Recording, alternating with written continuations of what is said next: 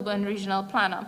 So maybe consideration can be given as part of the functions or role of the council is to go to approach the University of West Indies, maybe the Geomatics and Engineering Division, and find ways to pair urban and regional planning with more interesting fields like economics, management, architecture, and even engineering.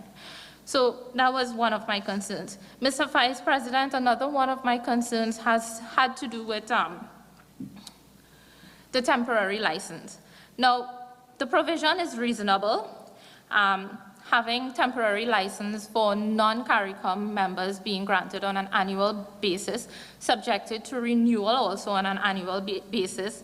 And what I also liked was the fact that the bill specified that a temporary license could actually be restricted to a particular project, all of which I agree with. But I also see that we could use this temporary license as an opportunity to reduce the skills deficit that I was talking about previously. So let me explain, Mr. Vice President. So you see, international consultants that are hired by, let's say, multilateral lending agencies, for example, under their procurement rules, it allows for experts who are contributing member countries to qualify to apply for those consultancies. So sometimes you may have consultants bidding and being awarded contracts from countries, from European countries, British countries, and even Asian countries. And these countries tend to be countries whose planning practices are significantly different from ours here in Trinidad and Tobago and the Caribbean region. So, Mr. Vice President, these urban planners, these international consultants are sometimes the best of the best. They are top-notch, but they lack one thing. What they lack is familiarity with the Caribbean context and Trinidad and Tobago's urban and regional planning practices. Not only that, they also lack familiarity with the complexities that constrain urban planning in Trinidad and Tobago.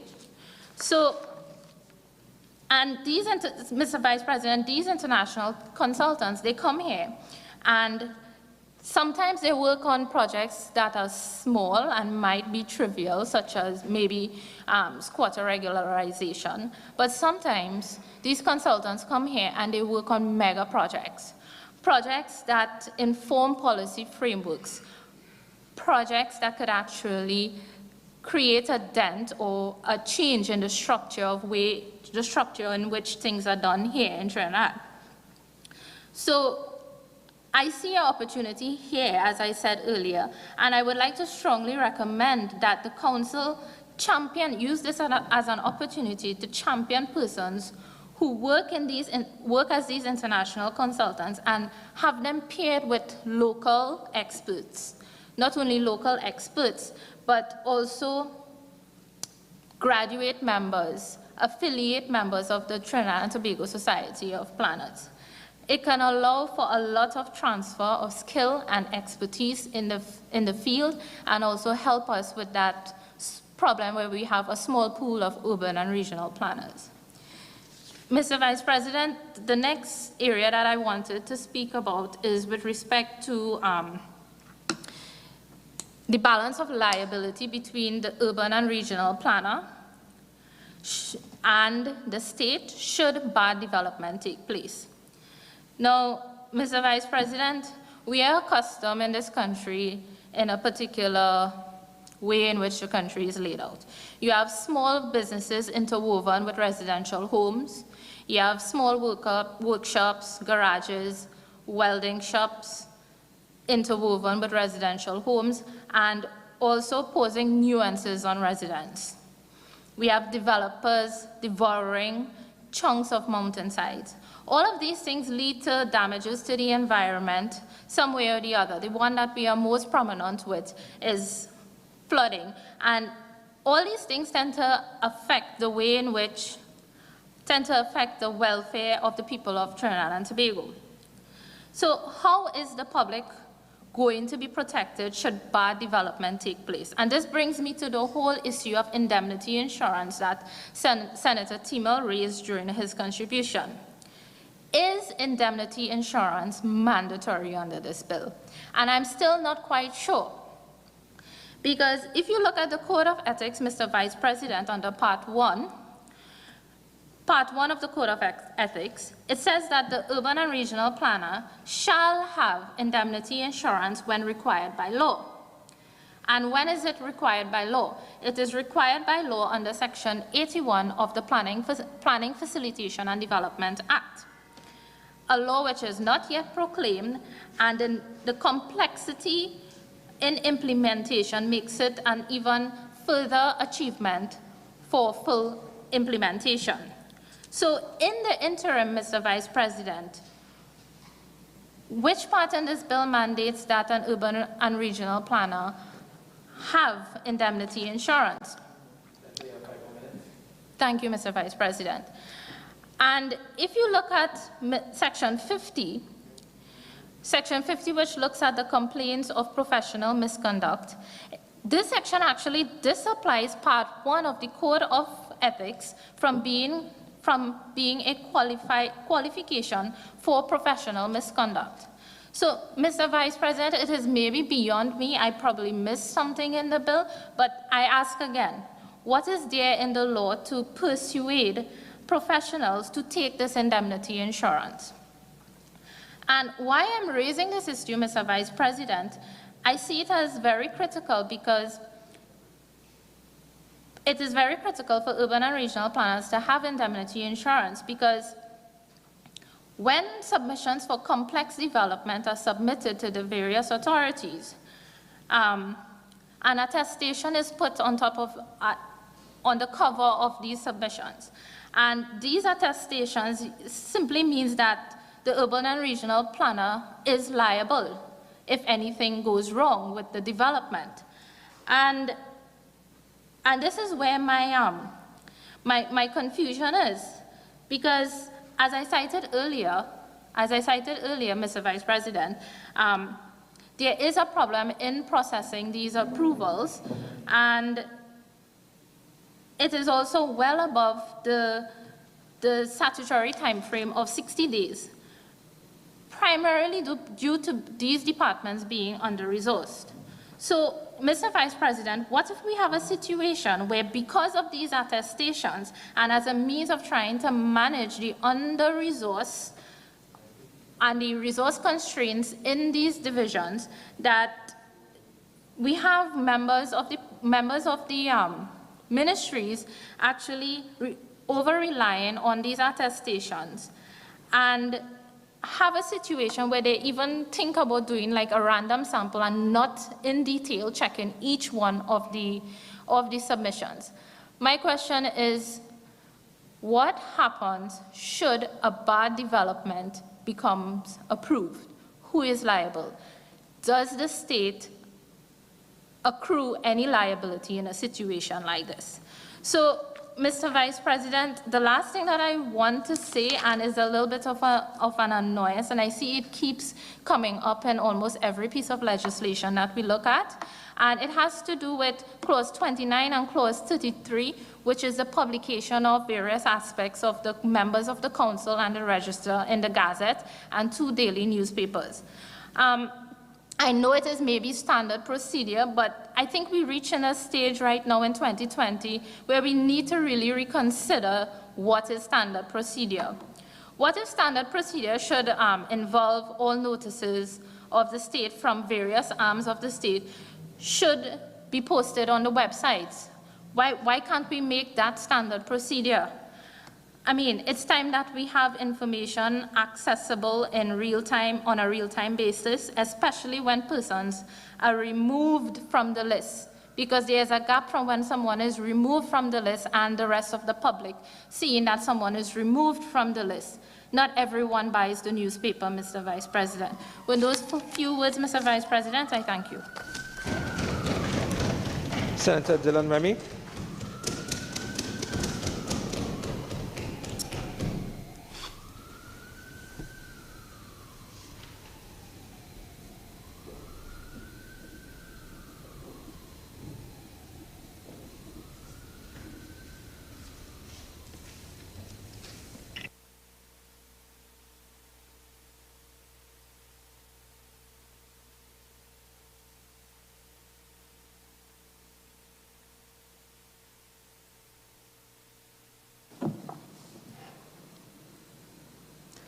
Thank you, Mr. Vice President, for allowing me to join this debate at this late stage, coming to the end.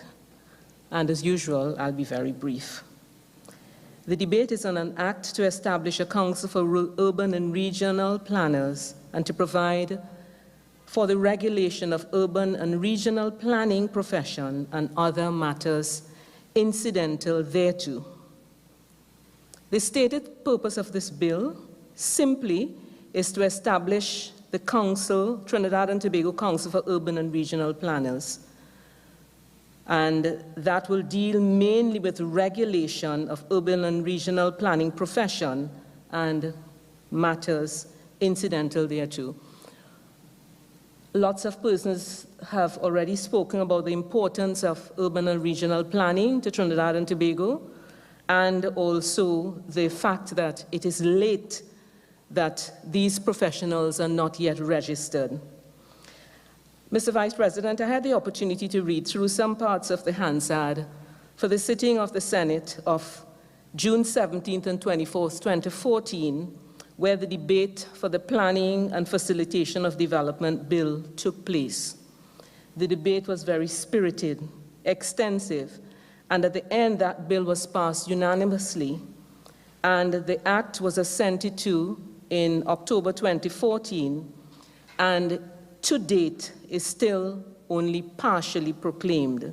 And that act has to do with planning and facilitation of development. So making sure that we have the plans available appropriately with this new bill, it is only still partially proclaimed.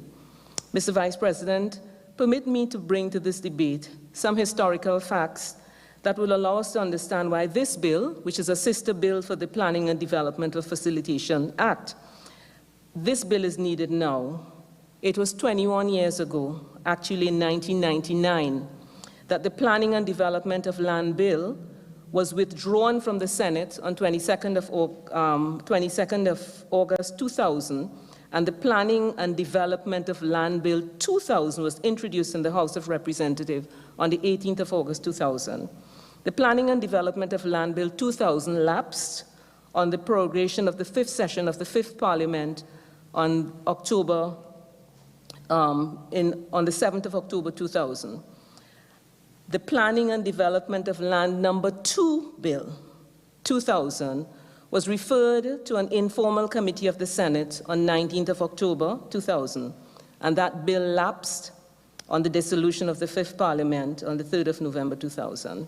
The Planning and Development of Land Bill 2001 again lapsed on the dissolution of the 6th Parliament of 13th of October 2001.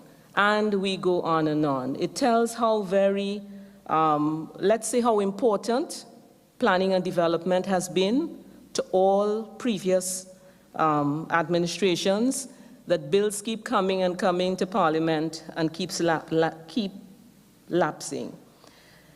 In 2014, the Planning and Facilitation of Development Bill was finally approved under the partnership government, and it was supported by the PNM, then in opposition.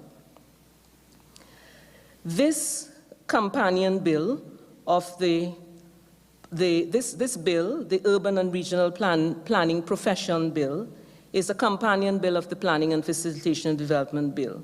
But it did not complete its journey through 2 houses of Parliament in that session of the Parliament, and the parliamentary term ended and the bill lapsed. This bill was resuscitated by this government, and it was passed in the House of Representatives in October 2019 and is now before the Senate. A concern that I have is that the 3/5 majority was withdrawn. At least that's what I understand the Attorney General when he had in his presentation in piloting the bill, even though the bill did say that the sections 4 and it was inconsistent with sections 4 and 5 when it was piloted this time. The Attorney General said that it did not need a 3/5 majority for reasons that he had mentioned. I would just have some concerns as to why this is. The Planning and Facilitation of Development Bill was passed with a 3/5 majority in 2014, and just a concern as to why this is not necessary now. Mr. Vice President, having consulted with members of the Trinidad and Tobago Society of Planners, they are tired. They want to see this legislation passed. And they are concerned that it has taken this long and that in 2020, it's as though they are the last of these professionals that are being recognized by the state, requiring license in order to practice. In other words, you wouldn't go to a doctor or lawyer, an architect or an engineer without knowing that they are appropriately certified to practice in the country, but you can get anybody planning in such an important area as mentioned already by previous senators like Senator Dionarine and also Senator Richards. As to the importance of this planning process, we are saying that these people at this point in time, so in other words, the bill is long overdue. Mr. Vice President, let's just look at some of the clauses of the bill. Clause 5, that speaks to the composition of the council. It has been mentioned by more than one speaker so far about the fact that the minister is choosing 4 of the 7 members of this council. But as far as the society is concerned, they were a bit concerned about it before, but when 2 of the minister's 4 persons are chosen from the Trinidad and Tobago Society of Planners, it gives them a little more, let's say, comfort, because these are people who would already be practicing according to the regional planning, their ethical standards. They also have in clause 5(1)(b) that they nominate 3 persons who are members of the society having at least 10 years experience. In clause 5(1)(a), the clause says, and 1 attorney at law, as a member of the council, an attorney at law with experience in matters relating to urban and regional planning. I was concerned, Attorney General, how much years experience should this person have? Is it important that a person at that level of the council have just 1 or 2 years, or should it be more like 7 or 10 years experience in planning?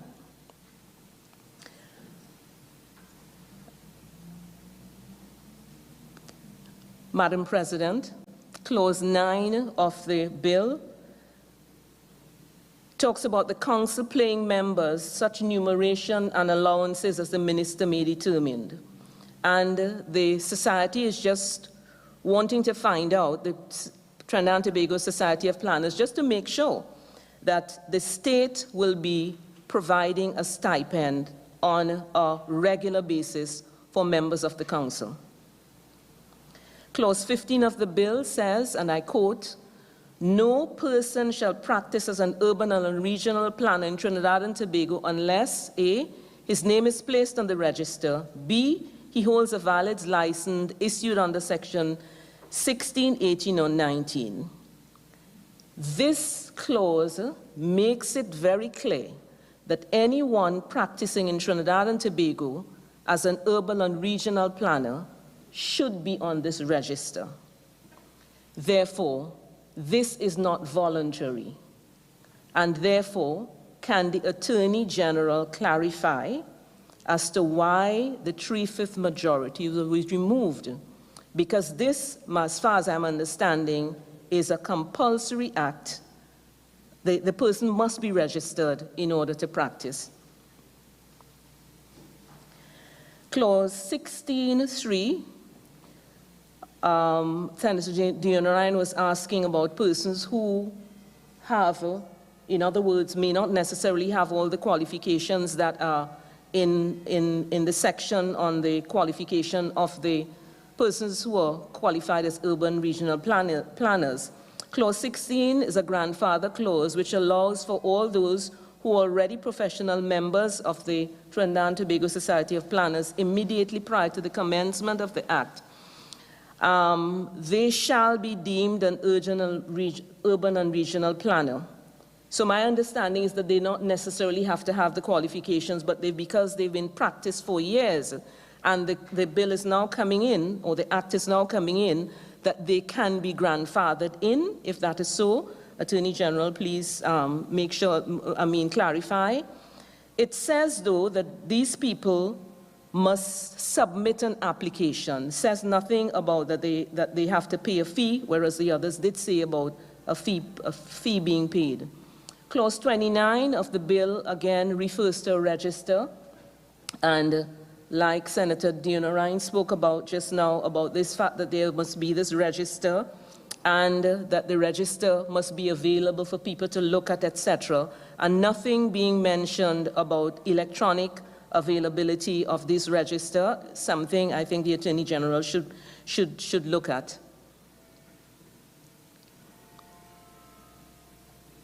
My attention will then be turned to the first schedule of the bill.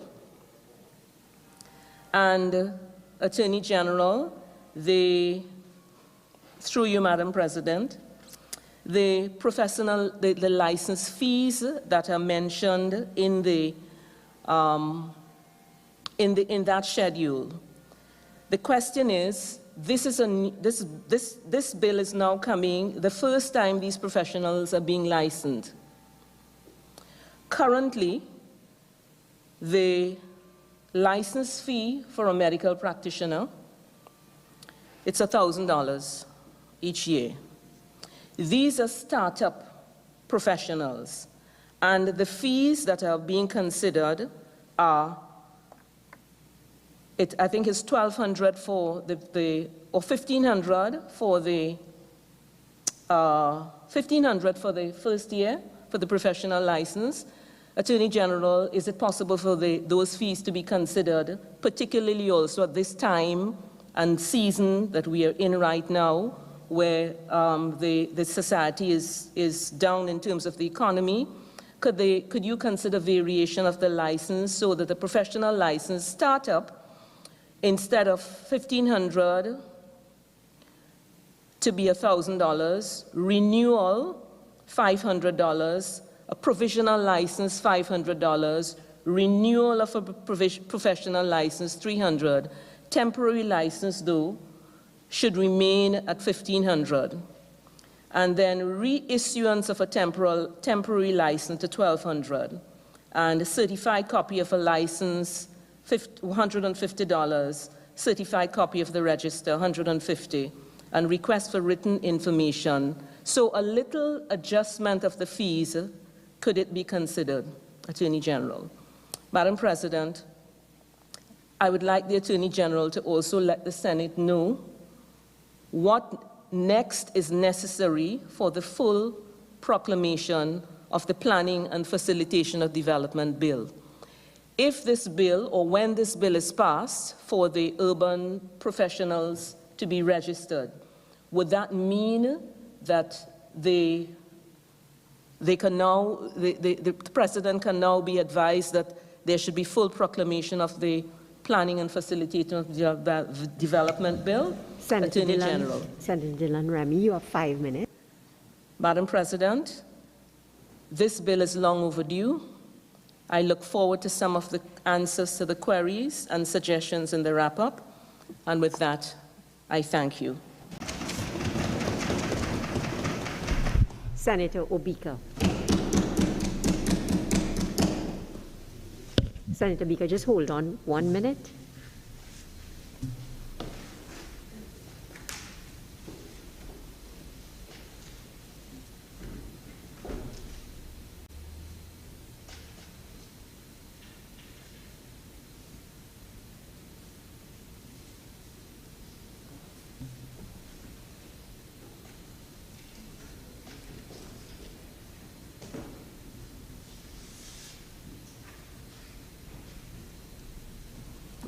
Thank you, Madam President.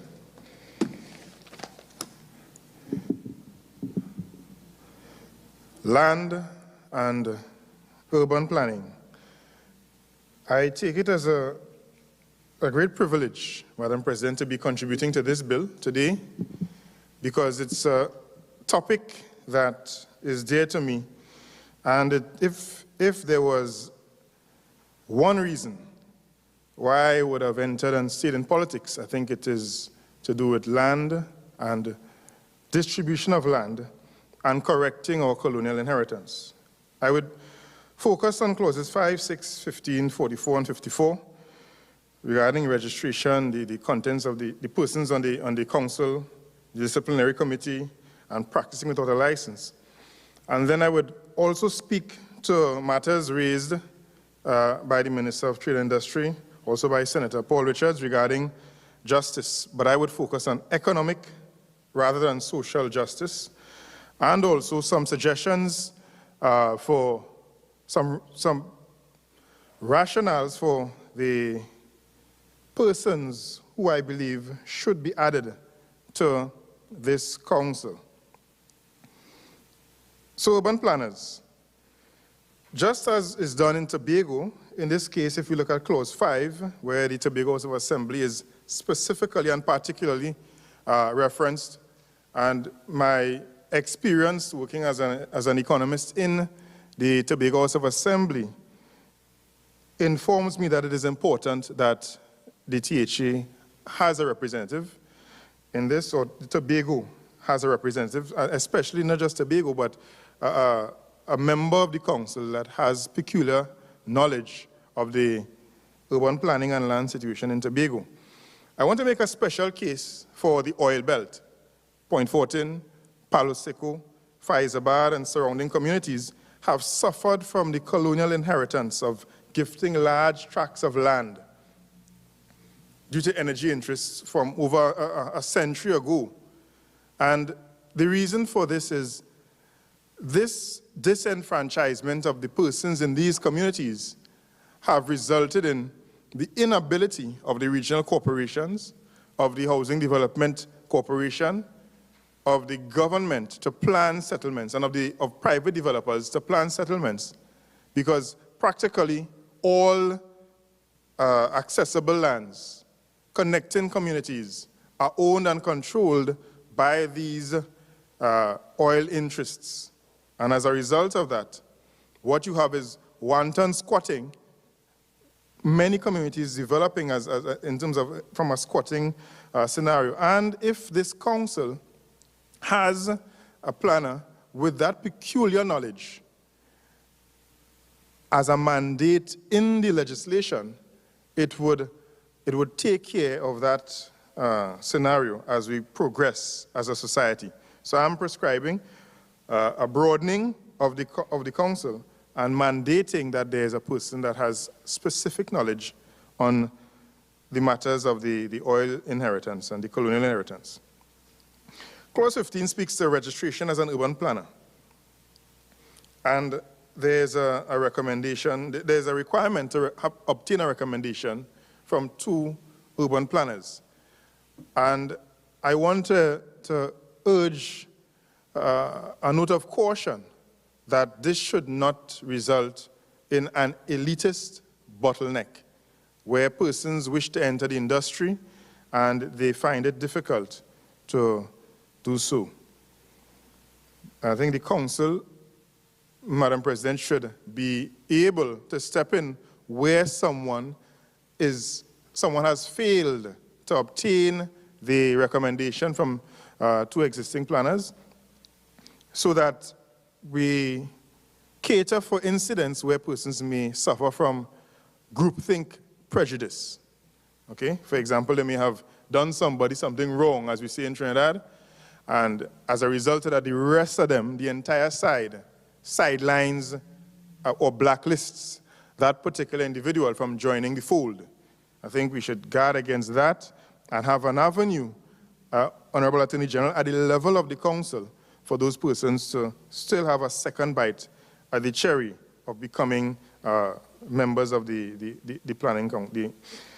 planner in Trinidad and Tobago. The disciplinary committee composition, also I want to ask that we have a representative considering the geographical cohort that I'm advising should be included at the level of the council, just as we have the Tobago representative, someone who understands the issues in the oil belt.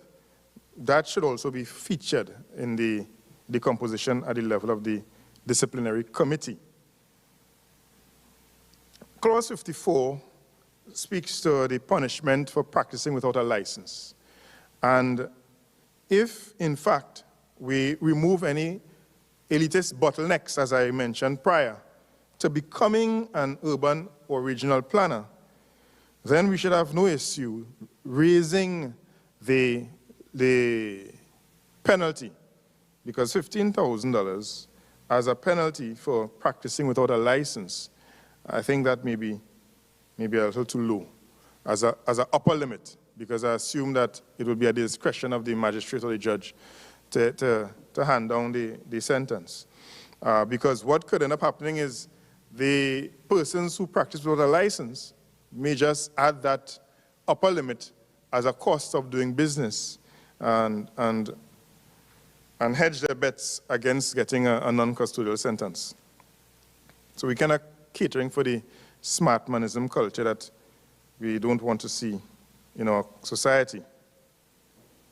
So the colonial inheritance, the beginning of my contribution, and I saw Senator Paul Richards spoke about social justice. I think economic justice is important. We have large-scale squatting in communities, we have, which results in corruption in a portion of lands of the state. This is the case of anyone who wants to acquire land for themselves and their family in the Southland and the oil belt. You can't get land to purchase. The few that are available, of course, becomes very expensive because of the simple mechanisms of supply and demand, because the state owns and controls almost all the available lands for use that aren't forestry. And as a result of that, is either you squat on state lands, you engage in some form of corrupt activity to acquire use of lands that are controlled by the state, or you pay the exorbitant market prices for the few that are available. I am saying that this bill gives an opportunity for the Attorney General to look to other opportunities for broadening the scope. In the Urban Planning Council, I want to make a case for someone from the HDC to be there as well, or whichever agency is responsible for developing housing at the level of the state. And I think that would help to ensure that the developments of the Housing Development Corporation take into consideration the desires, aspirations of the Urban Planning Council. So we don't have communities being built like we have at Maloney Gardens, where there's one building with so many families clustered in it, with little to no avenues for creative engagement and physical activity. I think having the HGC also there would place an emphasis on urban planning, the importance of creating happiness and family. Because they focus on building houses and they get young families to homes, the element of societal and national happiness is paramount in the work that they do. And I think that would help guide the hand of this council. There's a criticism I have of the HGC, however, is that they do not create economic spaces.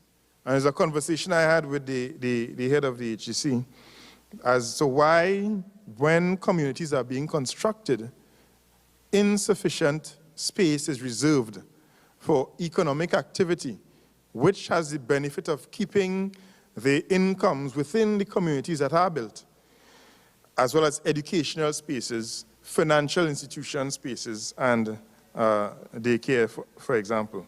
So what ends up happening is these communities try to retrofit the houses that they have to cater to these things, which leaves a less than ideal situation. The other issue, the other reason why someone at the level of the HEC would be important on this planning council from my viewpoint is the need for a focus on mixed income communities. I've noticed in Point Fortin there's one community that some focus was made in terms of Lakeview to have mixed income. So you have the very large houses that are for persons of a slightly higher income. Then you have the single units, you have the townhouses and so on, all at different prices and price points and catering to different categories of income. So what you have is you have a community that is not only made up of a homogeneous income bracket. So you have persons, what that does from my viewpoint is it removes the stigma attached to a community.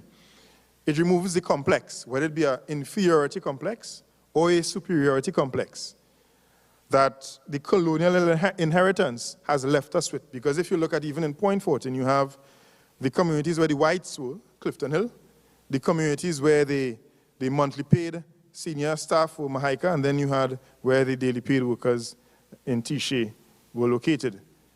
And that style of building communities where persons of one income are totally divorced from persons of another income, it does not help with societal and national healing and harmony. And I think given that the AGC has shown a willingness to focus on mixed income communities, they should really be present at the level of this council. And there's a definition of urban planning that deals with justice. One scholar defines urban planning, and I quote, as the process that seeks to control the development of cities through local regulations and direct interventions to fulfill a number of objectives such as mobility, quality of life, and sustainability. Now, there are several challenges that urban planning seeks to correct. And because of one particular challenge, I think a representative from the Ministry of Works and Transport, but specifically the Transport Division, should be present on this council. Because much of our cities are built around the car as a vehicle. Cars, buses, and other modes of transportation moving persons and commodities throughout and across our country. So, an expert in transportation at the level of the Ministry of Works, but the Transport Division, would provide some level of feta against any planning program that may be disadvantageous to the desired mode of transportation as we evolve as a society. Because cities try to solve the problem of moving persons. And I think the council would benefit from not only naming someone who has peculiar interest in Tobago, peculiar interest in the oil belt, peculiar interest from the level of the state housing agency, in this case is the AGC, also peculiar interest in transportation and movement of persons and commodities. So someone from the Ministry from Works and Transport, but the Transport Division, should also be present in such a council. Now, there are other issues that planning seeks to solve, and I didn't see someone from the Ministry of Planning, and I assume it may be, and I could be wrong, that the Ministry of Planning may be the line ministry. Honorable Attorney General, in this case, okay, so then that would cater to issues such as population density, pollution, climate change, sanitation. Because sanitation is a main issue in cities and planning, I think the ministry responsible for, even if it's not a full member of this council, or if, for example, we want to envisage a state committee that supports the work of the council, the ministry responsible for the regional corporations should also have, even if it's an ex parte, role. Senator Obika, you have 5 more minutes. Thank you, Madam President. Cities also fight against or promote gentrification. That normally happens at the level of the Ministry of Planning, so the Ministry of Planning is well placed there. But financing of development is also a key issue that all urban centers, urbanization plans face. The key issue is financing. How does a city get, for example, Port of Spain has a Millennium City project. Point Fortin has tried its best to cater to its expanding population. San Fernando has done a lot in terms of expansion. How does a city finance its change? And I think the presence of someone from the Ministry of Finance would also assist. I want to end this contribution on culture. Cultural spaces in urban planning in Trinidad and Tobago.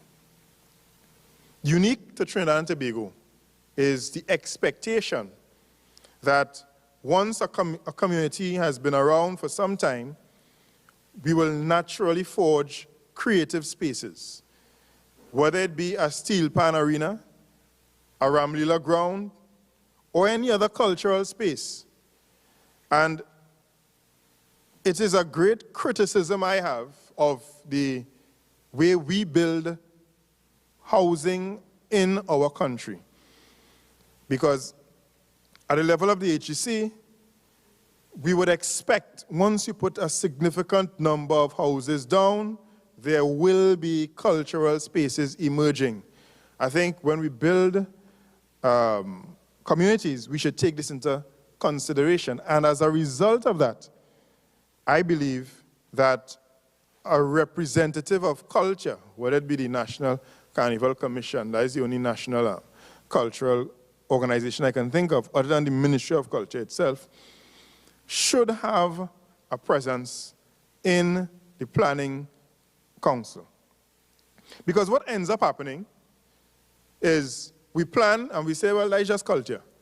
And what ends up happening is the communities retrofit spaces to accommodate the cultural expressions of people. Or you have persons having a daily or weekly or seasonal exodus from their communities to go to where the cultural activity takes place.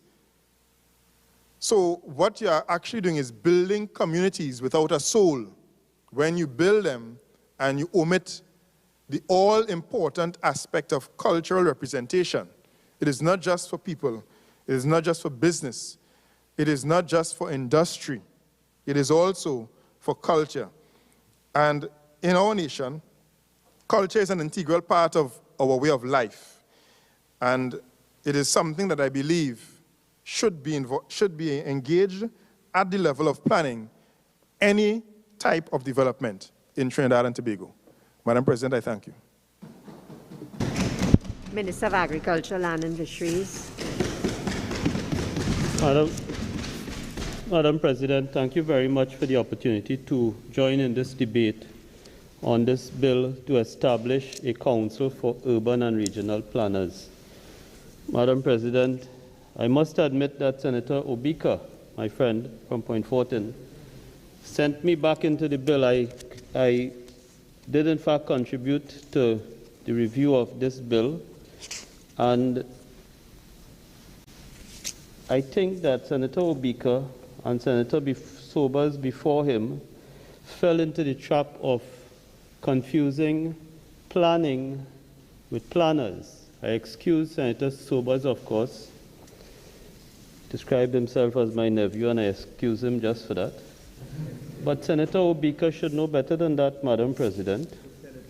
This bill seeks to establish a council to determine the suitability for registration of persons as urban planners and also to regulate the profession in the manner in which self-regulated professions operate.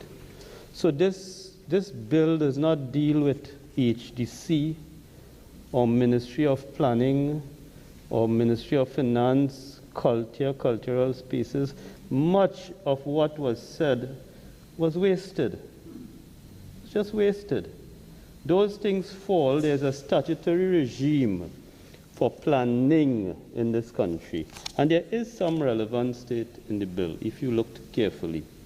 So planning is essentially, the things you talked about are essentially governed at this time by Town and Country, the Town and Country Planning Act, which is to be replaced by the Planning and Facilitation of Development Act, which is partially proclaimed now. It is governed by the existing Municipal Corporations Act, and hopefully one day we would replace it with the one that is before the Joint Select Committee. It is in part governed by the Land Surveyors Act, because at this time, land surveyors play maybe an overly important role in land use and planning and development and so on. And hopefully this bill will allow the urban planners to take their rightful position in development planning. Surprisingly, the public health ordinance is also a very important part at this time in planning. The EMA legislation, in particular, the requirement for CCs and so on, form an important part of planning. So that's the planning aspect of it. And a lot of what you referred to are covered in some measure by those pieces of legislation, but unfortunately not this piece of legislation. Madam President, in relation to this bill, I'll say three things, having responded to Senator Obika. First is that my colleagues on the opposition bench for sure cannot question the contents of this bill. It is remarkably similar to what was contained in the bills of 2013 and 2014, and the two significant differences, of course, will be the fact that this bill does not require a constitutional majority, and secondly, instead of providing for 5 members in the 2013 and 2014 bill, we provide for 7 members in this one. But I don't think my friends on the other side could question the contents of this bill.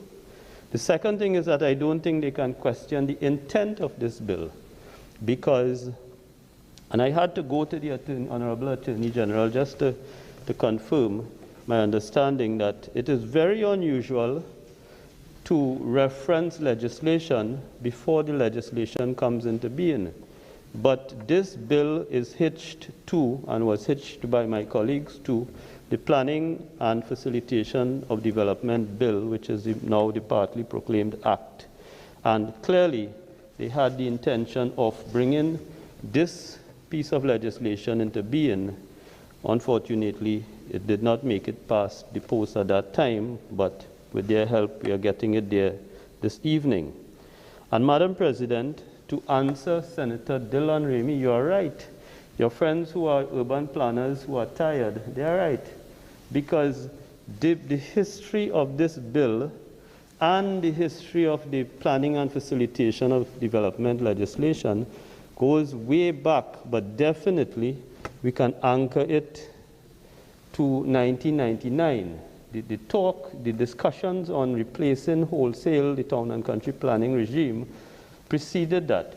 But definitely, when the then Minister John Humphrey laid his bill in 1999, the Planning and Development of Land Bill, it was in large measure the piece of legislation from which everything has flowed up to this point, including the bill we are discussing today. In relation to that bill, it of course proposed to repeal the Town and Country Planning Act, and it also, just like the Facilitation of Development legislation, it sought to create a National Planning Commission to devolve planning power and the permitting regime to local authorities, which is something we still find ourselves working on in the local government legislation to facilitate development plans and delegation of authority to approve those plans, to create the long-awaited National Physical Development Plan, to establish building codes, and this was 1999,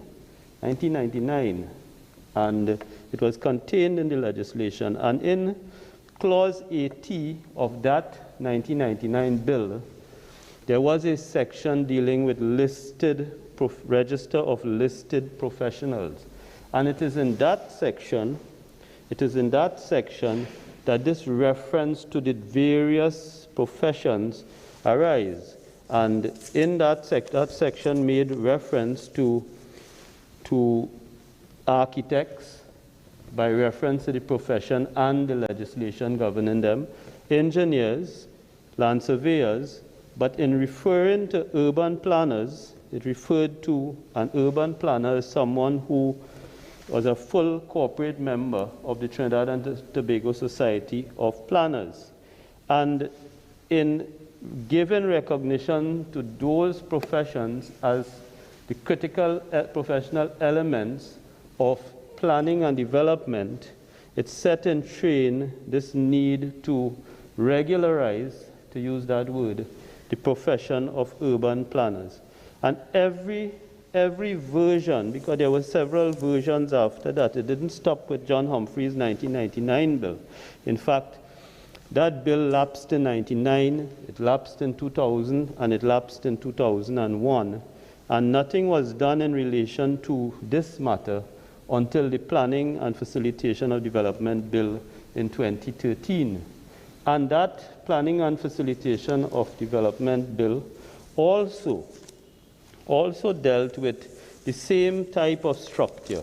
The Planning and Development Facilitation of Development Bill 2013, like the Humphrey Bill of 1999, dealt with the creation of the National Planning Authority. In this case, that's the title it was given.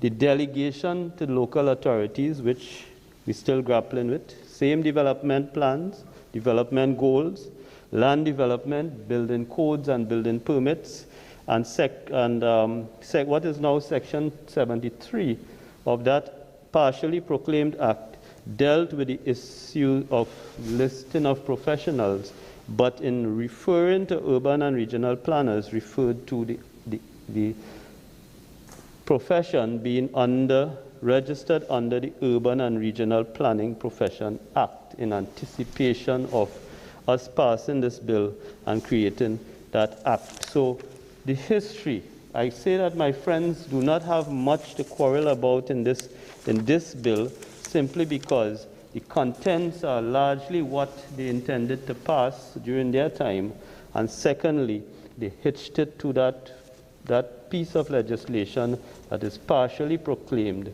and thirdly, the history of all of this is rooted in legislation that has been before us since 1999 onwards, and this remains, as you correctly said, Senator Ramey, the last piece that we must address. I will say, Madam President, that this piece of legislation fits into the work that we have been doing in relation to not only land, but the development of Trinidad and Tobago. And I will make 10 quick observations, which you've heard some in part already. One is that this bill is part of what we need to address the issue of squatting, which is pervasive, and it is even on the beaches and riverbanks, Madam President. Two, this bill is part of our treatment of land and the asset of land, and included in the protection of land. I will, as we get into the rainy season, I'll remind you of something. It's not just squatting and illegal development and lack of town and country approval that we face in this country. We face something called theft of soil.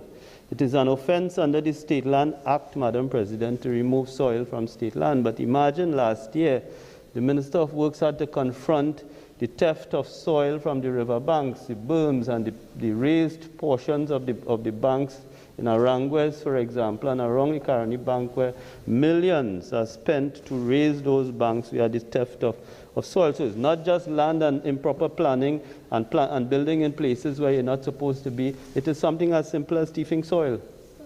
I myself have had to confront that. We've had to deal with land fraud, and I'm very, very happy, Attorney General. I'm surprised you didn't pop the champagne today, that we've managed to, with your support, to get this registration of deeds legislation through this House. We've dealt with the issue of title issues. We have dealt with the issue of title issues. State land. Land surveying is critical, the land surveying profession, because I know not many of you will say it publicly, and not many people will admit it, but the fact is that as a minister, I have a significant amount of responsibility for the land surveying profession, and I see the complaints and the reports. I receive it from members of the public, and no, none of these acts of fraud could take place. None of these acts of fraud could take place without the support of various professionals, and the professionals are drawn from my profession, the legal profession, from land surveyors, from valuators, from planners. It's a range of professions that must come together, because I see coming before me on a frequent enough basis survey plans that do not comply with the legislation and the regulations. I see plans that do not show encumbrances, do not show structures, and so on. So that it is all these professions, including this one that we have formally created, must function and must have oversight. And we must have the power to have persons disciplined for breaching the code of ethics and for breaching the rules. I've already spoken about valuations, rent collections in the state sector, local government and town and country. So all these things, we have legislation before us on reforming local government. We've spoken about the TTRA in terms of collecting revenue in respect of land assets from the states. All of these things must work together. So, Madam President, this bill of 61 clauses in 8 parts essentially creates a self-regulating profession. I want to make the point that the bill is really triggered by clause 15, which makes it mandatory for persons who wish to practice this profession to be registered. And clause 15 triggers the requirement for registration, and its counterpart is clause 27, where if you are refused registration in one category, there's an appeal process, and I think one of my colleagues talked about that. There's an appeals process in 27, and in dealing with 27, that is the appeals process if you're refused a renewal, if your license is revoked or suspended, or if your application is refused, there's an appeals process. But most importantly, for the second time, we are putting to use the Environmental Commission, a commission that has been severely underutilized. So 27, most importantly, places the appellate power in the hands of the Environmental Commission. And we did the same thing in our amendment in 2019 to the Planning and Facilitation of Development Bill. We made certain appeals, we made the Environmental Commission the body to go to for certain appeals under that piece of legislation. So 15 triggers the registration requirement, and 27 deals with the appeals. But in between there's a process. Minister, you have 5 more minutes. Thank you very much, Madam President. In between there's a process between clauses 29 to 53, Madam President. Very importantly, in a self-regulated profession, it is not something that is going to be dominated or overtaken by a clique or a cabal or any group of persons. There is a process that is set out between clause 29 and 53. There are procedures, there's a process. Most importantly, at every step of the way, there are provisions which comply with the natural justice requirement. The decisions of this council are reviewable. As a public body, they are reviewable. And there is an appeals process, as I said, including an appeal to the Environmental Commission on 4 categories of issues: refusal of application, suspension, revocation, and other things like that which are set out. And there is, of course, always an appeal through the normal process of law if you file for judicial review proceedings. So, Madam President, this bill is a counterpart to the Planning and Facilitation of Development Bill. It has its history going back to 2 decades. It is an important part which was established a long time ago in having the professionals working in the area of national development and physical planning regulated. Madam President, I will say this.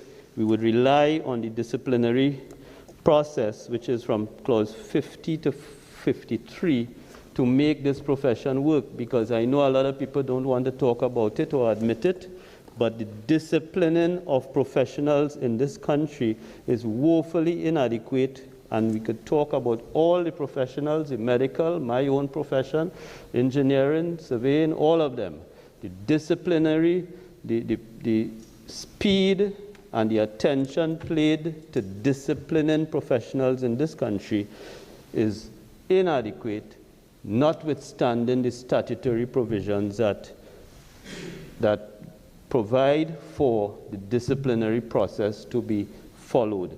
And this is another one we are establishing, where we will rely on the profession itself to regulate its affairs, and we have to ensure that it works in the interests of the people of this country. I thank you.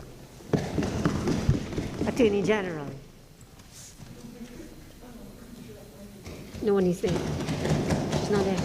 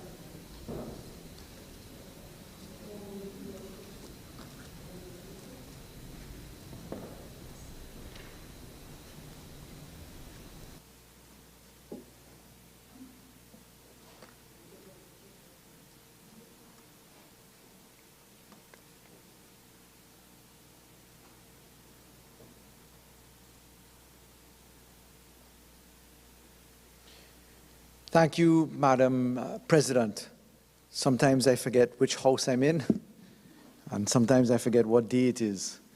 What I do know is that there is consistency in effort, and there is consistency in good work. And I'd like to thank all honorable senators for their contributions today in this debate, and certainly on the last occasion when we began the discussion on this bill. It's more than coincidental that this bill has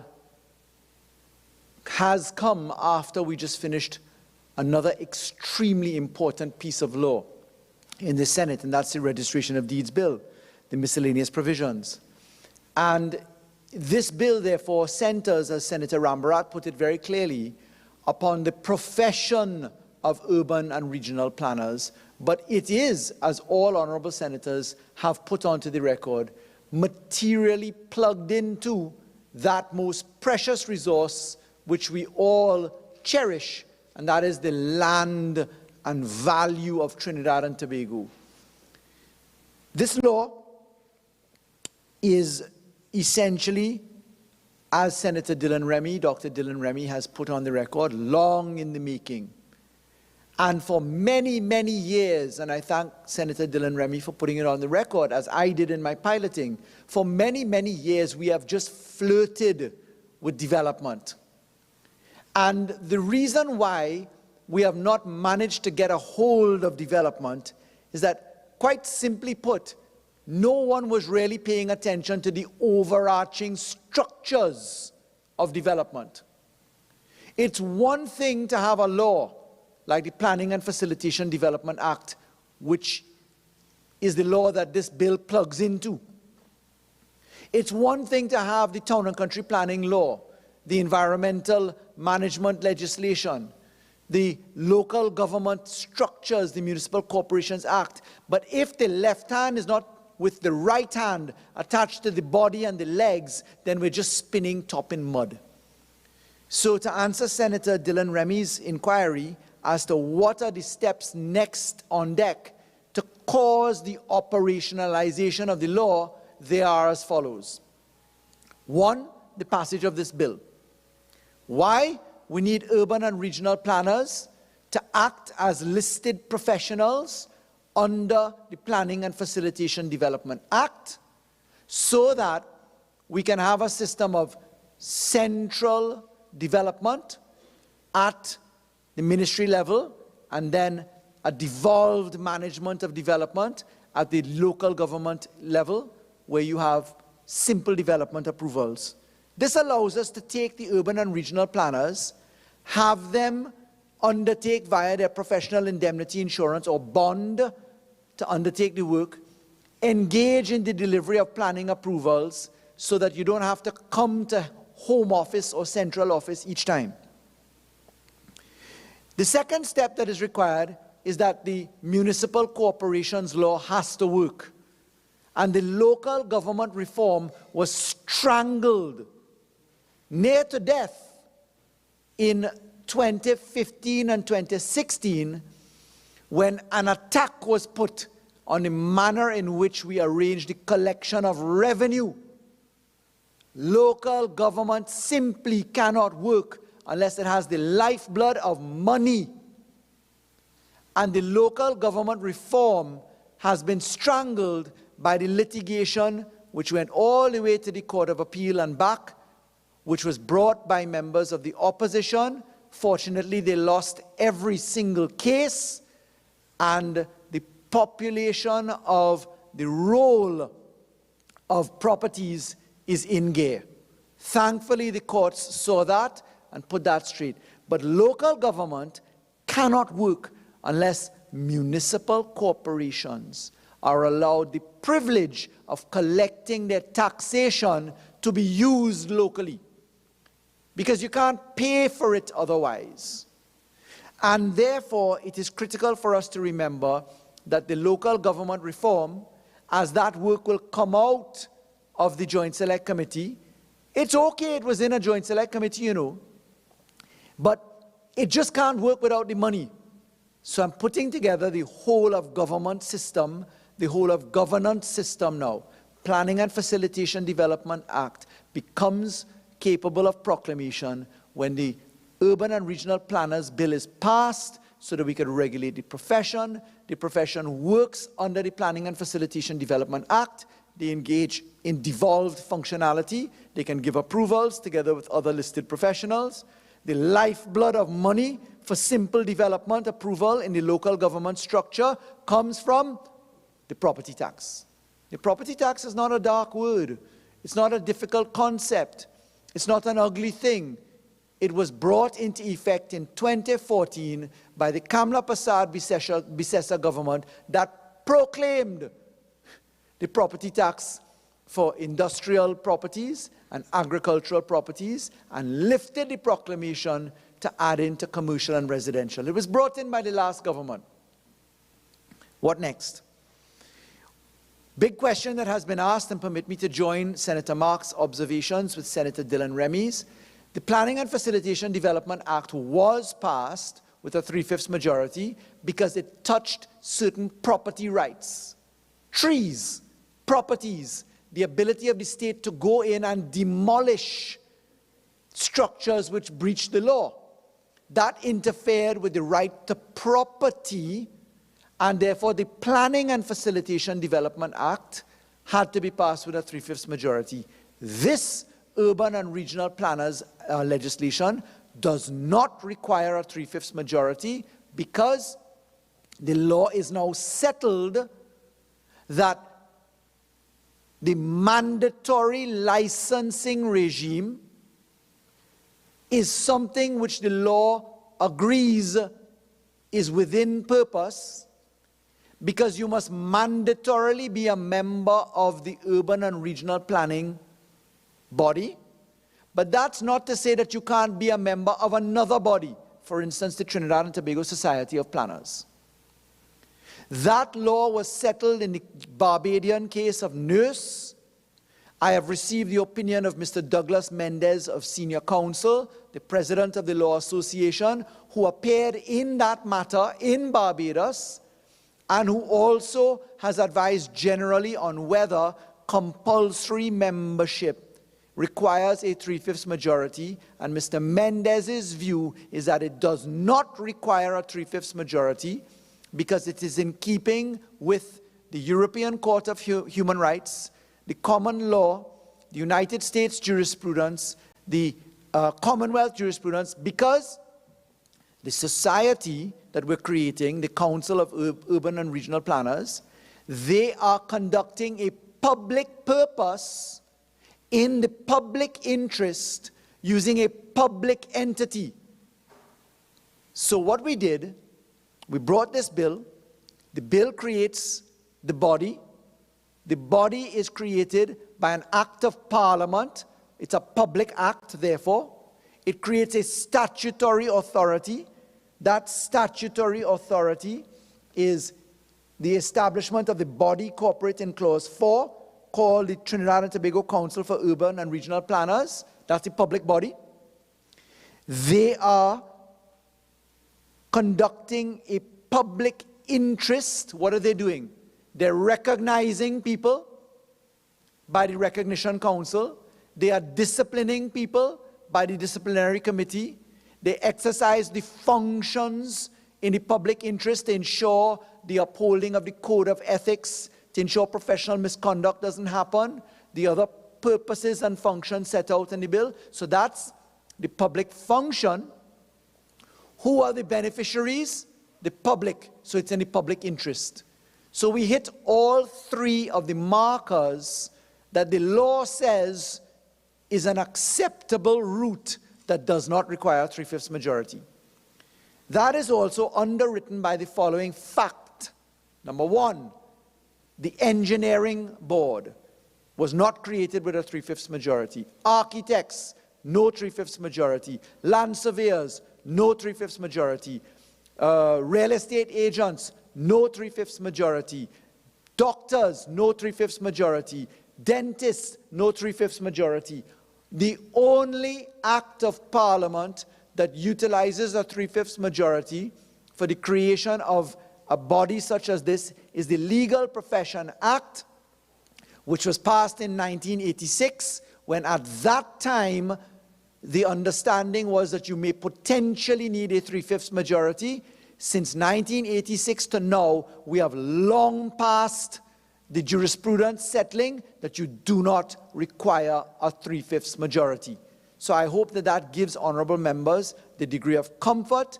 I refer you to the recently concluded debate that we did for the establishment of the real estate agents industry, as we have done it as a Senate. I'd like to say, Senator Mark asked about the concept of the minister and the minister having powers. I'd like to report that when one has an appreciation of the bill and you look at the council, I thank Senator Dylan Remy, Dr. Dylan Remy, for observing what is in the bill. The minister appoints. Is it unusual to have the minister appoint bodies? No, it's not unusual. The Board of Engineers, the Board of Architects, the Land Surveying Board, all of those boards are appointed simply by a minister. The cabinet, and therefore a minister, appoints the judges of the industrial court that are not judicial and legal service appointees. So that is a court of record that is appointed by a minister, quote unquote. What we're doing here is the Society of, the Trinidad and Tobago Society of Planners, they have 4 of the appointees out of the 7, so the majority is there. But jump to clauses 35, is it? And 45, 38 and 45. Let's go to the Recognition Board as we look at clause 36. Clause 36 is the Recognition Committee, and then you get to the Disciplinary Committee, and you look at the membership of the Disciplinary Committee, and you see that clause 44 jumps in. Who appoints those people? Disciplinary Committee, Attorney at Law, 10 years standing, a member of the Council, 3 persons who are professional members of the TTSP, nominated by TTSP, 10 years experience, that's Disciplinary Committee. Look at the 36, the Recognition Committee, appointed by the Council, 1 member of the Council, 4 persons who are nominated by TTSP and are members of TTSP and nominated by TTSP. So there is the co-regulatory aspect of the Trinidad and Tobago Society of Planners acting in this industry. And therefore, there is an achieved balance to avoid against the creation of a creature that is too much a part of the executive. The TTSP is an independent body created by Act of Parliament since the 1970s, and they have co-regulatory function in what we are creating. Madam Speaker, Madam President, I wish to thank Senator Thompson IE for making the amendments. We've circulated some amendments. We've accepted Senator Thompson IE's recommendations as they relate to Clause 6, to amend to provide for Council to expand the power of the Council to make recommendations to the Minister. I thank the Honourable Senator. We have also accepted the Honourable Senator's recommendations to Clause 44, that the tenure of the Disciplinary Committee is not limited to the tenure of the Recognition Committee. We agree with that, and we've proposed it in the list of amendments circulated. We also agree with Senator Thompson IE that Clause 52 should be amended such that a report of the proceedings of the Disciplinary Committee should accompany the submissions of the recommendations by the Disciplinary Committee to the Council. I wish to thank Senator Timal as well for his contributions. We looked at including the reference of sustainable development in Clause 3. We didn't think that it was necessary, specifically because we caught it under the Code of Ethics. So it's in the Code of Ethics. It's at page 36, paragraph 4.1b. So we have it in the Code of Ethics. We agree with Senator Timal that the alternatives should be appointed, and we point out that alternatives are in fact appointed in the bill that we have here, in the same way as the substantive members. If you look at Clause 36, you will see that that is in fact the case. We thank Senator Timal for the sharp eyes on Clause 6. There was a typographical error, and we have circulated that in the list of amendments to be moved at the committee stage. Senator Timal reflected upon provisions for indemnity insurance. The issue of indemnity insurance for the planners falls into really what's the scope of their position. When we looked at the bonding and insurance aspects in the Planning and Facilitation Development Act, where we look at listed professionals, we have a different regime operating there. That's under Part 7, Section 73 of that Act. Listed professionals are listed out to be those professionals in Clause 79. And in Clause 79, we say that the name and address of each person must be done, categories of applications, etc., and how we treat with their general provisions. I'd just like to make a point on the filing. Senator Deonarine raised a very important point about accepting the norm. Today's world is that we deal on electronic platforms.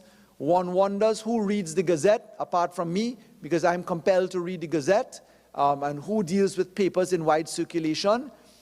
The law is that the Electronic Transactions Act facilitates the e-records, the website notification, etc. But the immutability of the evidence, let me repeat that, the immutability of the evidence is in the Gazette and the newspapers. Why?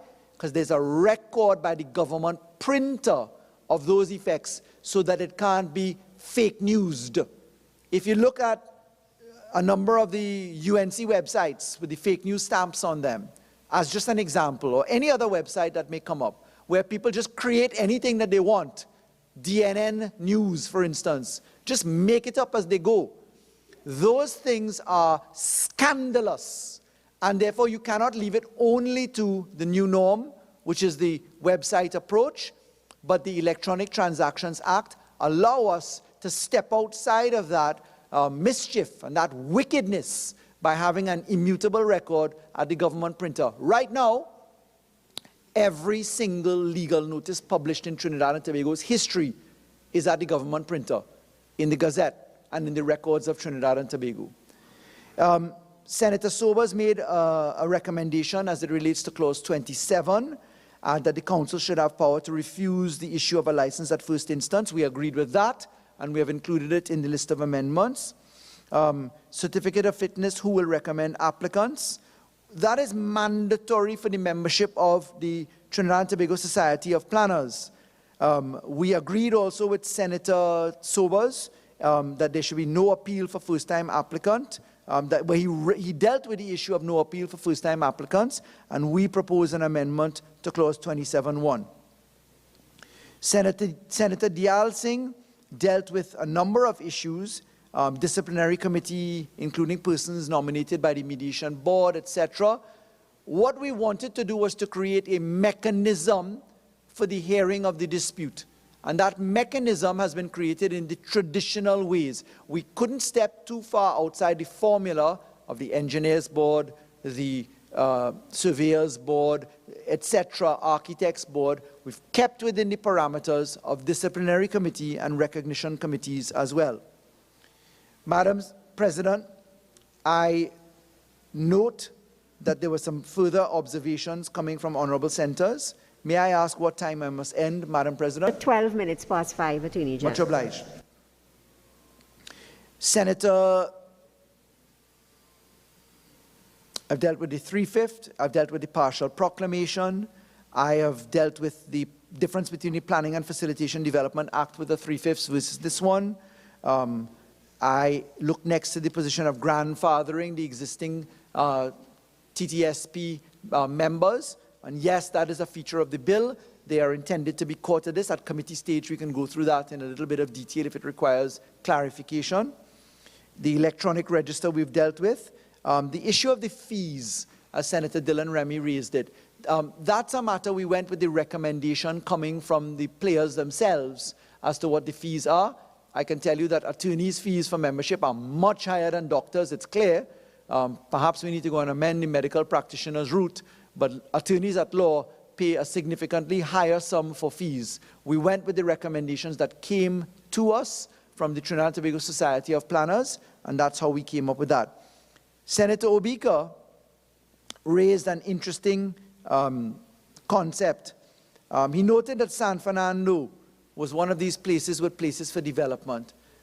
I couldn't have asked for a better submission in recognizing that San Fernando is a place for development, because, Madam President, as the Member of Parliament for San Fernando West, the development plan for San Fernando, which has been produced by this government, finally takes San Fernando West out of the situation that it was in, the city of San Fernando, in birthing spaces for economic activity. Could you imagine, Madam President, as we look at the Society of Planners in how they would operate, as raised by honorable senators in the San Fernando context, just by way of example, can you imagine looking at a space such as the PTSC bus yard in San Fernando? We have the most beautiful stretch of land on calm waters in San Fernando.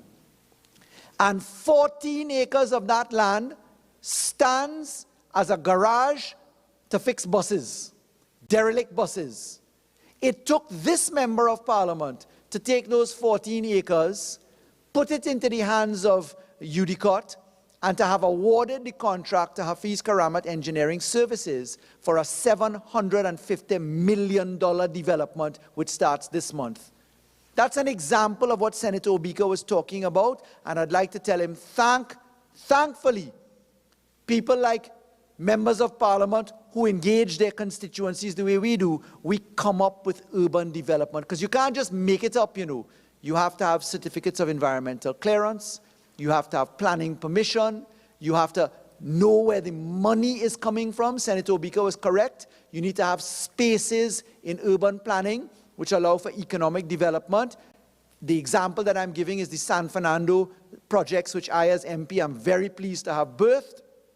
One of 30 projects is the one that I've just mentioned there, because it's only with that sort of coordination that you deliver citizens into hope, vision, and prosperity. And therefore, fortunately, we have a government that is in the habit of delivering. Other people may talk, we deliver these aspects, Madam Speaker. And I, as the Member of Parliament for my own constituency, San Fernando West, I am thrilled to have developed the San Fernando redevelopment issues in the manner that has happened. Madam President, this bill represents good law. Long overdue, simple in construction, powerful in delivery. It's in harmony with all of the other laws of similar type of regulation for professional industries. It is definitely something that is worthy of passage with amendments as we propose in the circulated draft that is now before honorable senators. And in those circumstances, I beg to move. May I have a procedure?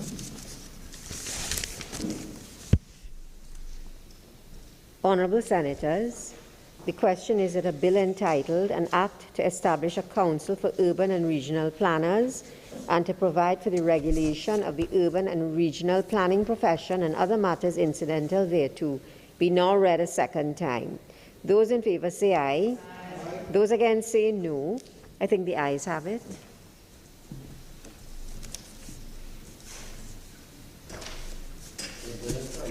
Act to establish a council for urban and regional planners and to provide for the regulation of the urban and regional planning profession and other matters incidental thereto. Attorney General. Madam President, in accordance with Standing Order 66-1, I beg to move that a bill entitled the Urban and Regional Planning Profession Bill 2019 be committed to a committee of the whole Senate forthwith to be considered clause by clause. Honourable Senators, the question is that a bill entitled the Urban and Regional Planning Profession Bill 2019 be committed to a committee of the whole Senate forthwith to be considered clause by clause. Those in favour say aye. Aye. Those against say no. I think the ayes have it. The Senate shall now go into committee of the whole to consider the bill clause by clause.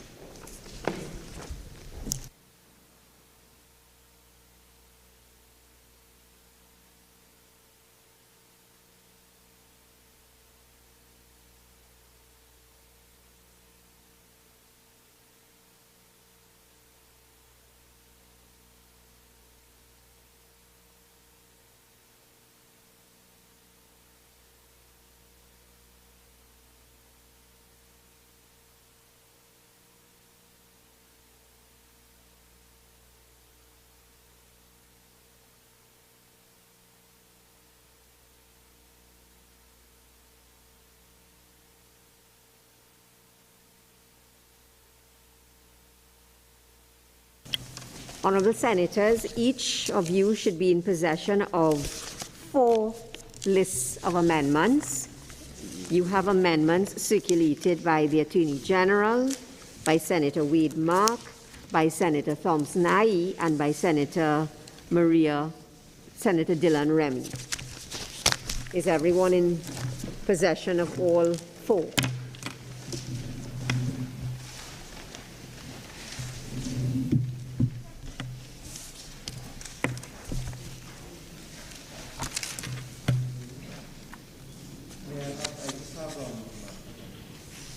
I have Senator Thompson-Aye. It's coming. Nice. Yeah.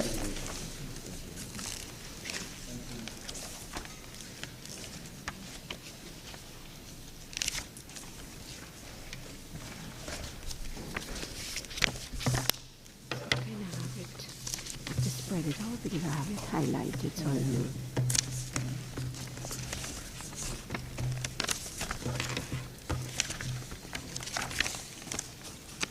Where's my third one? Where's the Attorney General? I had it. Right.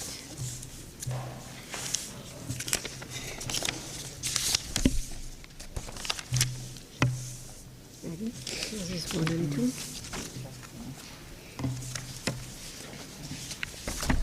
Honourable Senators, I remind everyone that there are 61 clauses in this bill and 8 schedules.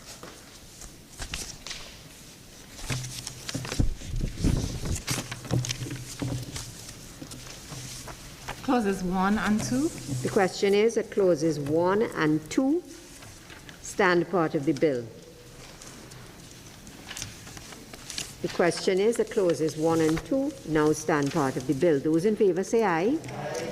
Those against say no. I think the ayes have it. Clauses 1 and 2 now stand part of the bill. Clause 3. The question is that clause 3 stand part of the bill. Senator Thompson-Nai, can you speak to your amendment, please? Seeks to include within the definition section, the interpretation section, clause 3, the definition of planner, which I have taken from one of the pieces of legislation, one of the jurisdictions that was in, that the Attorney General's staff would have looked at. This is the Zambia legislation, exactly as it's taken from that legislation. And I'm saying that because when we look at our legislation, we have urban and regional planner, means a person whose name is on the register and holds a valid license issued under section 16, 18, or 19 to practice urban and regional planning, which tells me nothing.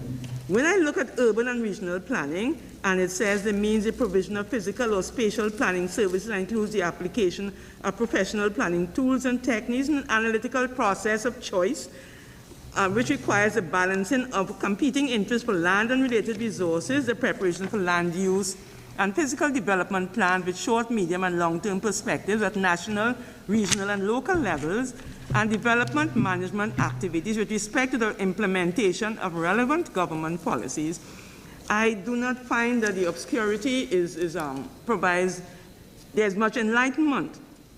And I thought that having a definition such as what obtains in the Zambia legislation would assist even the persons who the Accreditation Council, which has responsibility for assessing what the programs can be accredited. So that if you know exactly what you're looking for and someone comes and say, well, I want to have an academic program, and the Accreditation Council should be able to look and see exactly if these matters are encapsulated within the program before they approve it. Thank you very much. Any questions or comments on the amendment proposed by Senator Thompson-Nai? Attorney General. I thank the Honourable Senator for her research and for the suggested amendment. I'm somewhat in a bind because the definition that we have proposed in this bill comes from a deep consultation that was engaged. In fact, it began with under the last government in 2013, and then coming out of the work in the Special Select Committee. I sat in that Special Select Committee as a senator, and we have engaged as well the Society of Planners. So I'm cautious to make an amendment now on something that has been consulted upon for several years, particularly when it's being taken from a different context. Now, I recognize that the amendment is intended to springboard into accreditation, and we have provided for the listing of the various different types of professionals, be they at clauses 15, 16, the professional, the provisional, and the temporary licensing aspects. So clause 15, when we get to it, is the general position that you must be licensed, and then we state the evidence, and we deal with it in subclause 3. So when we get to clause 16, that we treat with the qualifying aspects, clauses 15, 16, 17, and 18.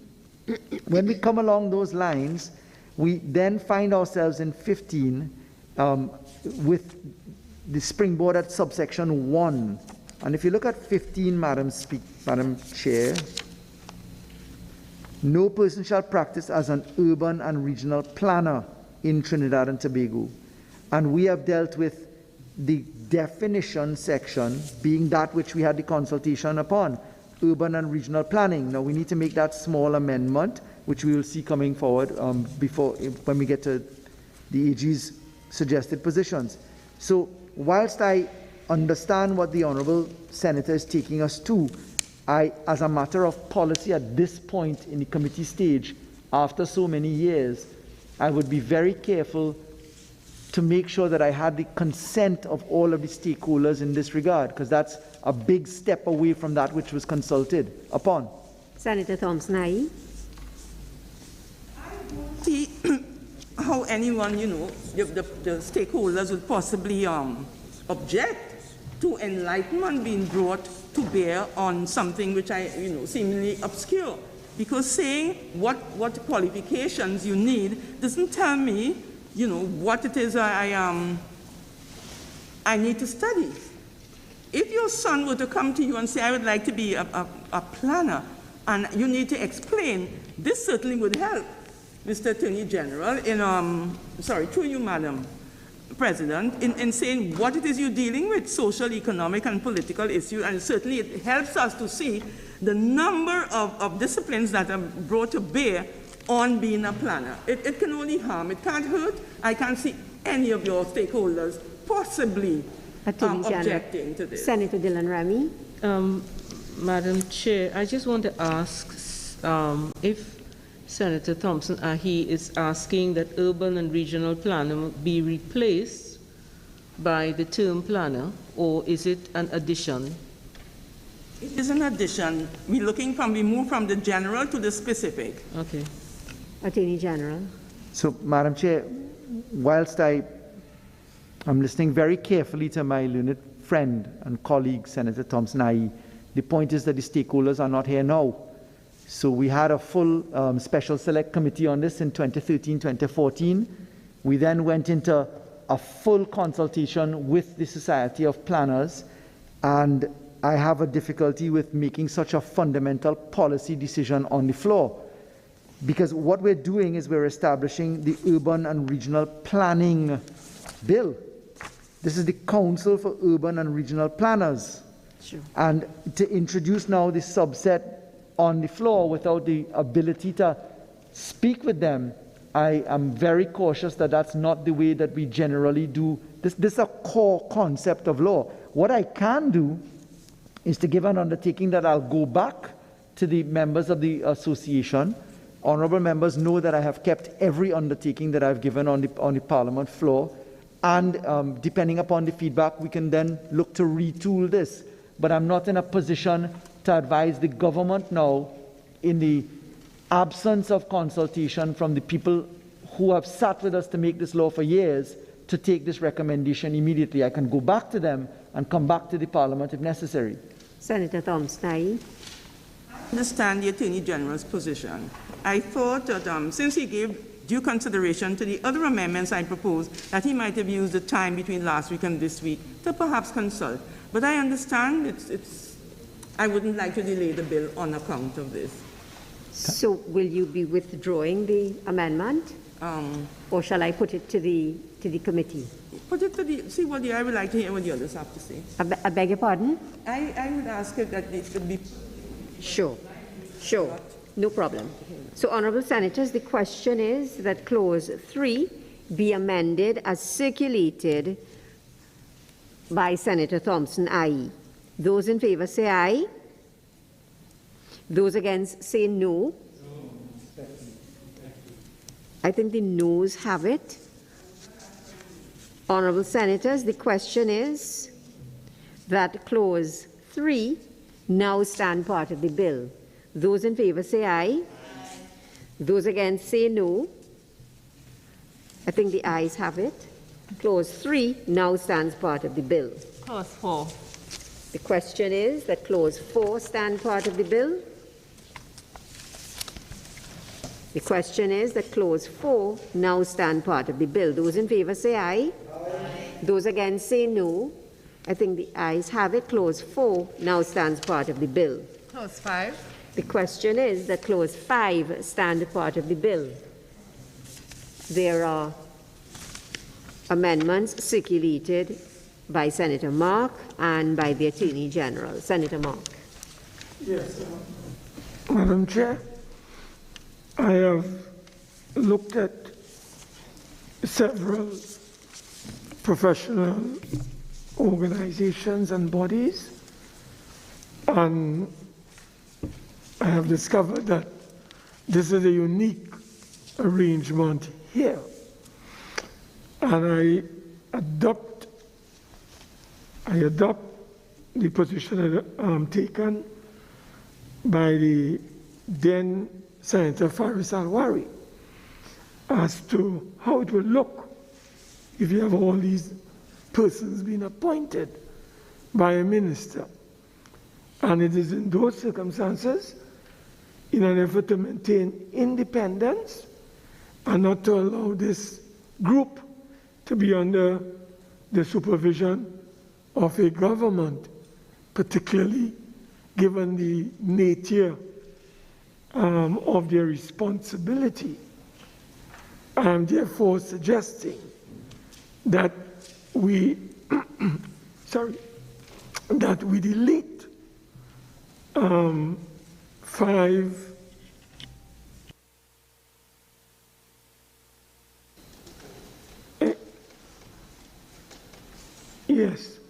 Yes, I'm proposing that instead, Madam Chair, of having 4 persons being nominated by a politician, and you look at the composition of the 4, leaving a lot to be desired, I'm suggesting, Madam Chair, that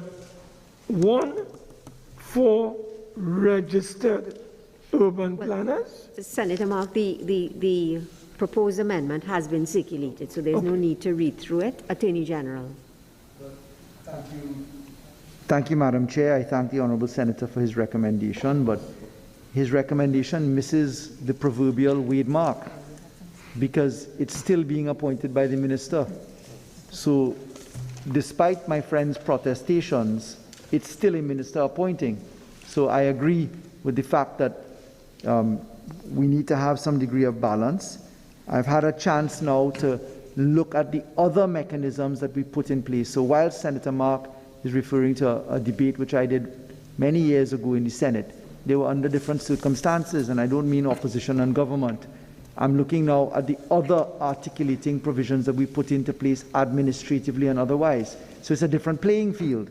If we look at the concept, the mischief which Senator Mark is pointing to, and I have no problems with the mischief that the Honourable Senator is pointing to, the Council shall comprise of the following 7 members: 4 nominated by the Minister, an attorney at law, 2 state planners.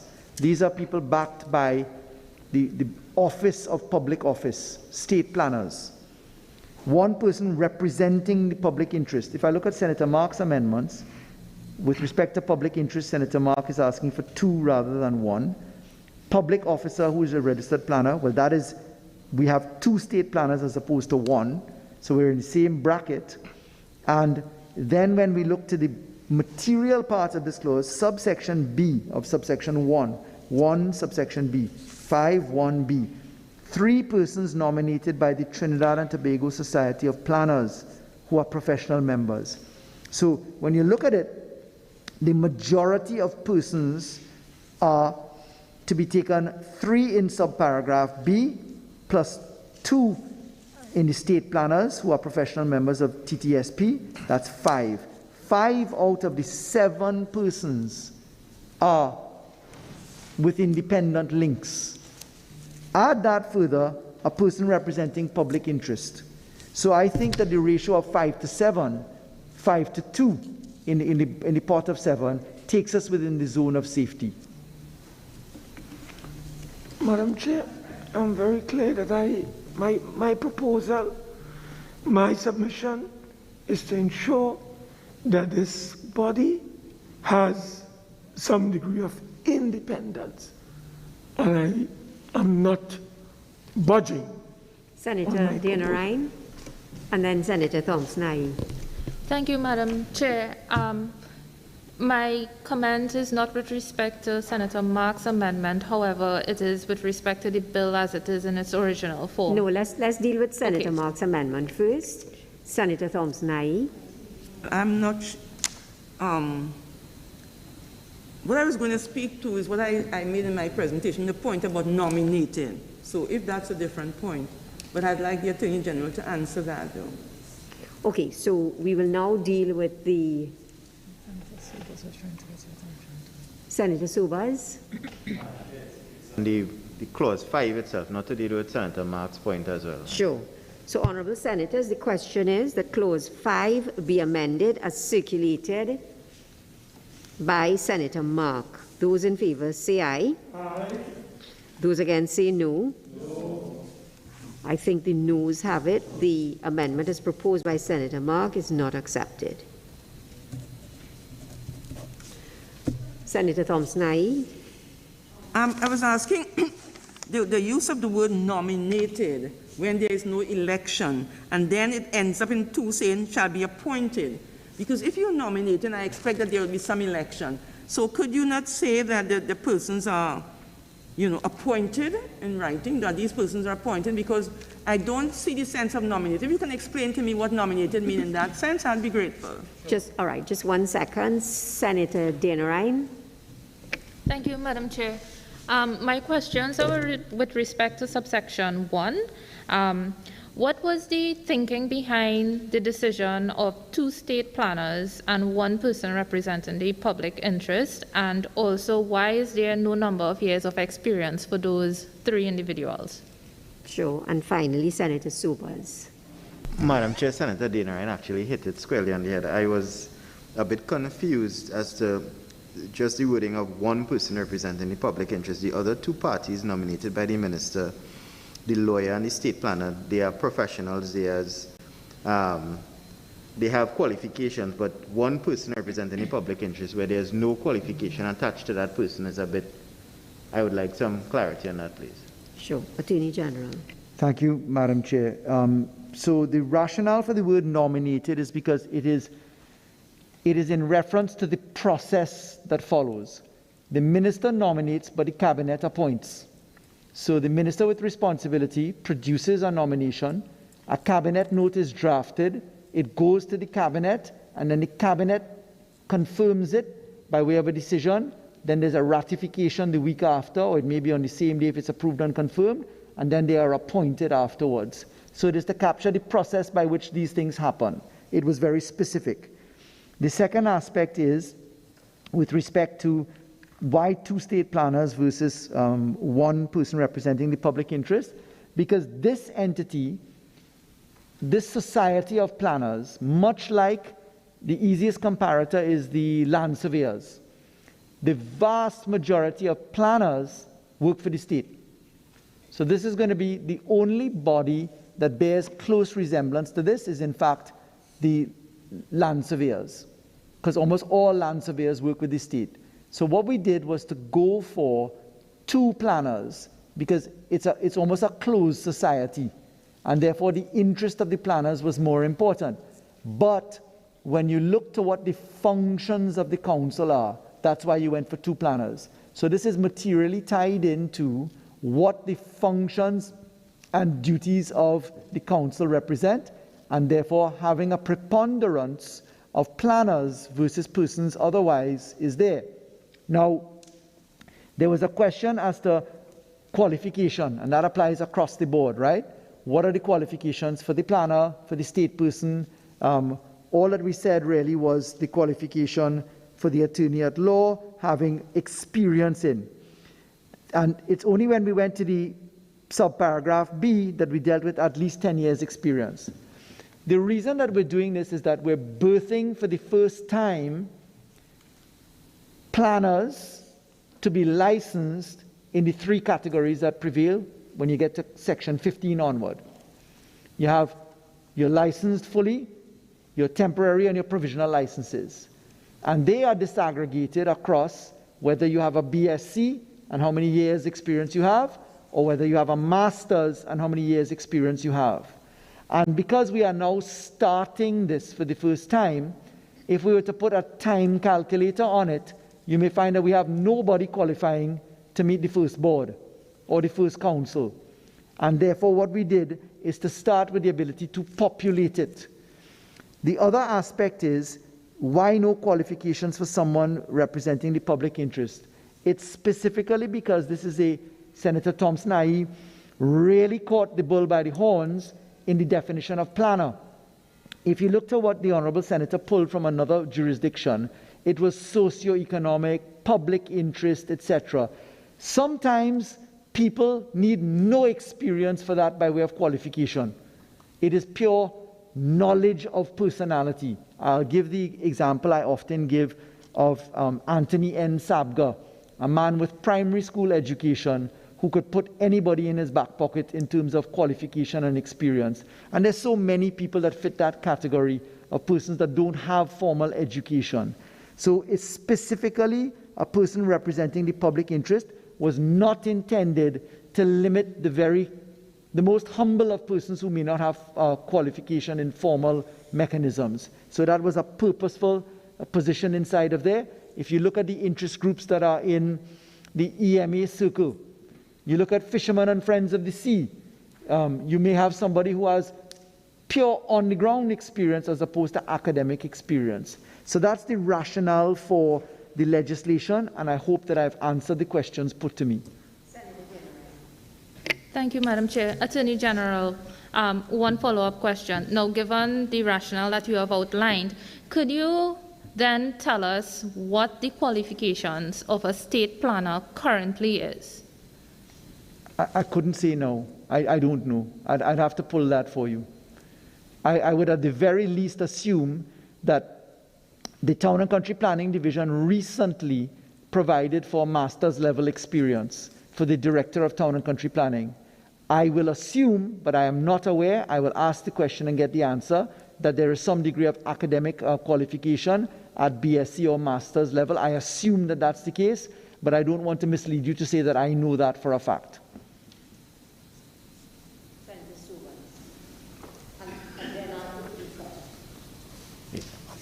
Honorable Attorney General, I understand your explanation in terms of the attorney at law and the state planners, that this is something that we are doing that is quite novel, and there may not be much lawyers who have that type of experience. I myself would have only been before the appeal board for the planning, town and country, once or twice. So I know most persons will take an engineer or something like that, right?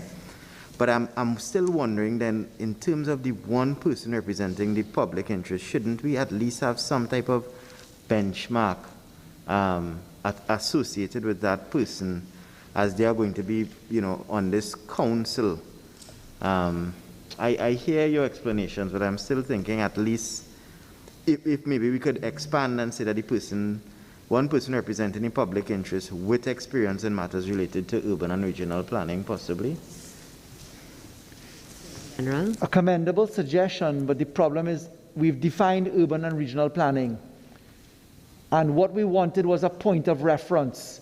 So if one makes sense of two-dimensional going to three-dimensional, or three-dimensional going to four-dimensional, you always have to have a point of reference in the grid. It's that x-axis, y-axis in a two-dimensional. When you get the z-axis is when you get a point of reference to make it three-dimensional. And so it applies in the context of taking a perspective. So we didn't necessarily want to remove a point of perspective. Sometimes there's just nothing to replace common sense. And that's what this is intended to capture. Obviously, cabinets take decisions carefully as to who a person ought to be. But we felt that it was important to have the public interest. Because when you look to where this law is going to work, this law works in Part 7 of the Planning and Facilitation Development Act, and it works in listed professionals. And if you look to what the Planning and Facilitation Act does, it's everything from a tree, which is prohibited from being cut down, to a building. So who is to say which one is more important? The person with experience in horticulture, agriculture, trees, whatever it is, versus the person with strict engineering background or structures. It was to allow for that sort of point of reference fluidity. I think Senator Gaynor has one final point to make. Thank you, Madam Chair. Given what the Attorney General just said, then what I'm thinking is that you must have some sort of criteria that you are going to select this person who is representing public interest. And given that you are kind of indecisive there as to, is it the person who's cutting down the tree or somebody else who is doing something else, how are you going to establish a criteria to select this person?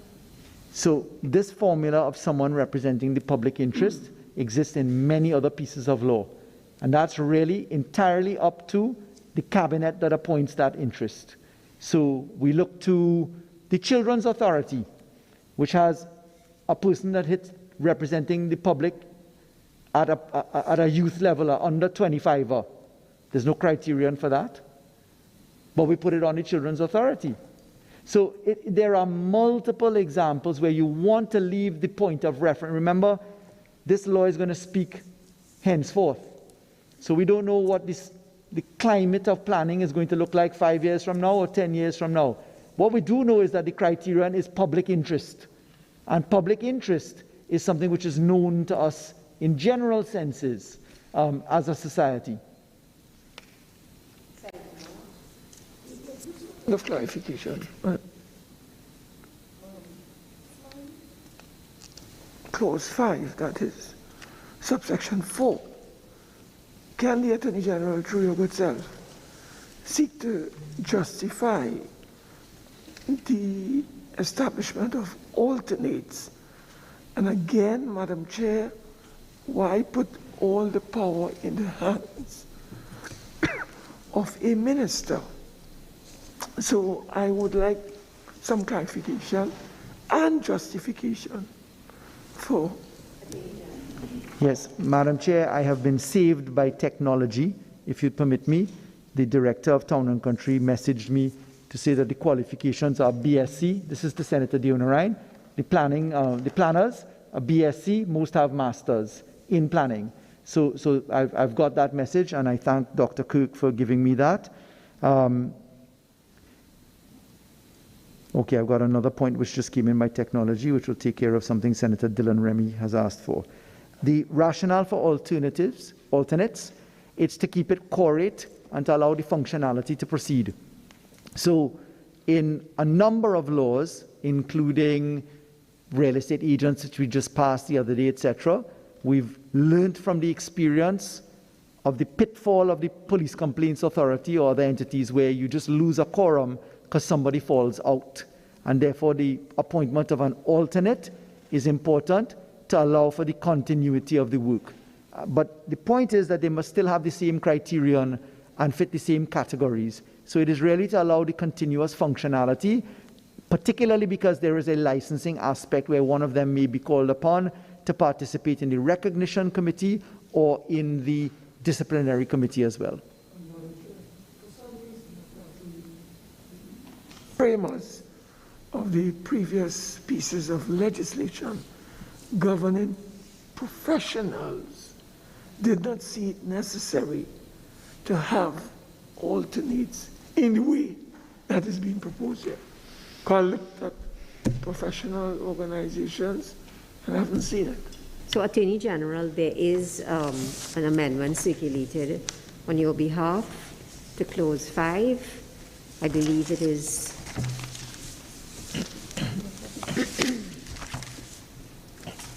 in 5.1. yes. So, Madam Chair, it was consequent upon observations coming in the debate where the language was referred to in the chapeau of 5.1, and what we're proposing is the deletion of the word of. So the council shall comprise the following 7 members, not of. Honourable Senators, the question is that clause 5 be amended as circulated by the Attorney General. Those in favour say aye. Aye. Those against say no. I think the ayes have it. Honourable Senators, the question is that clause 5 as amended now stand part of the bill. Those in favour say aye. Aye. Those against say no. I think the ayes have it. Clause 5 as amended now stands part of the bill. Clause 6. The question is that clause 6 stand part of the bill. There is an amendment circulated by Senator Thompson-Nye. Senator Thompson-Nye. Clause 6. Insert the following subparagraph so that that's why the numerical sequence has changed, the alphabetical sequence. Promote continuing professional development among planners and as functions of the council, and make recommendations affecting or relating to the planning profession to the general meeting of the council. Now, when we look at the necessity for members to keep abreast of what is happening in terms of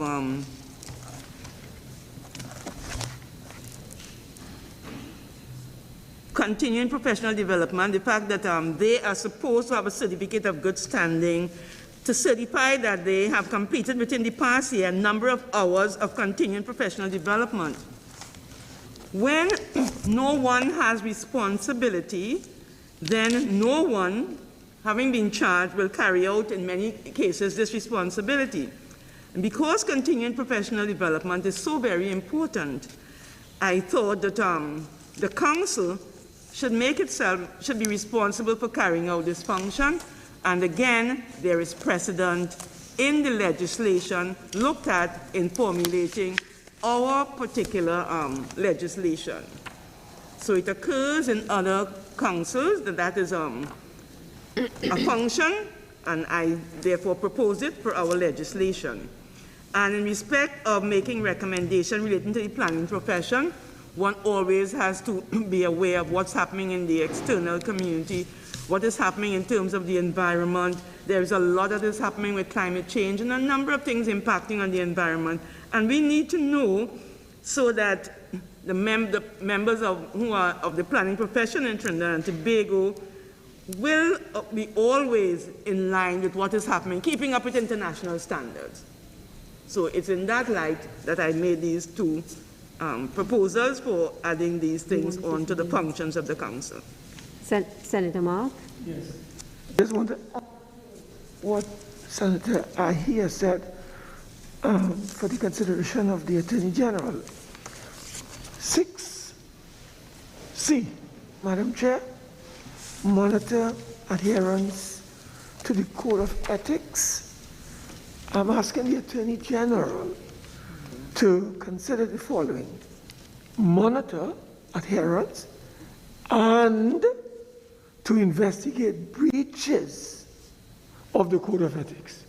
So that is one area I'd like him to consider through you. And secondly, to consider including another section. Senator Mark, when you say including, are you proposing further amendments? Yes. Further amendments to your amendments? Yes.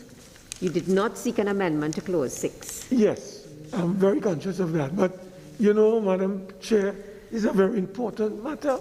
Go ahead. No, I'm listening. Thanks for accommodating me, ma'am. I'll ask the Attorney General to consider this one as well. And that has to do with to regulate the practice of urban and regional planning in accordance with this Act. So, in other words, ma'am, those are the two areas I'd like the Honorable Attorney General to consider in 6.1 as part of the functions of this Council. Attorney General. Madam Chair, if I may address Senator Thompson-Nye's proposals, we too have accepted that the word "to" is preferred in C of Senator Aye's position. Those are captured in our amendments when we come to that. Let's deal with B, letter I and G. The promotion of continuing professional development, I agree, is a very laudable and important process, but that respectfully is something to be dealt with by the Trinidad and Tobago Society of Planners. The function of the council is different. The council is to license. The council is to keep the administration of the act. B, register and license, monitor adherence to the code of ethics. That takes me to Senator Mark's recommendation just now. Institute disciplinary proceedings, etc. So the recommendation coming to us when we looked at this issue, because we've put continuing professional development, it's a very important point. The dentists are looking at it right now. Lawyers are looking at it right now. Doctors are looking at it right now. This is a matter for the Trinidad and Tobago Society of Planners to encourage in their law the development of continuing professional education. The difficulty with J is that you'll be making recommendations to yourself, making recommendations affecting or relating to the planning profession to the general meeting of the council. So what we're saying here is that the council should have a function to make a recommendation to the council, and therefore that respectfully does not sink in with how they are permitted to operate. Relative to Senator Mark's positions that they investigate breaches, well, that's in another section. That's in the disciplinary committee's positions. That's why we put a JLSC type person, an attorney at law. If we looked at disciplinary proceedings, it's under Part 6. We looked at the establishment of the committee. We have a committee with an attorney at law, 10 years standing, who shall be a chairman. So the disciplinary committee is the entity to manage that. So I agree with Senator Mark. Investigation of breaches is there, but that is respectfully taken up in Part 6 of the bill, clauses 50 onward, and the disciplinary committee is in the 40s, sections 43 onward. Senator Mark also asked about regulation of the practice of urban and regional planners. The council, in its position here of registering and licensing and then subjecting to disciplinary committees via a process of recognition, which is a separate committee done, does in fact arrange those positions. So I'd respectfully not accept Senator Mark's recommendations for the reasons volunteered, and I would humbly request that Senator Thompson-Aye allow us to allow the Trinidad and Tobago Society of Planners to take on that obligation in the amendments to their law, because that's the correct law to treat it under. Senator Thompson-Aye. I would go along with the Attorney General's word that he's given. So we'll see, thank you very much for that suggestion. So are you withdrawing? I wouldn't pursue it. Sure. So I'll trust him on this one. Senator Mark, are you still seeking your amendments? No, I just put all that for his consideration. Sure. Attorney General, you have amendments proposed to Clause 6? Yes, ma'am. I thank Senator Thompson-Aye for making the recommendations that the Honourable Senator has. Two parts before us are circulated, Part A and Part B.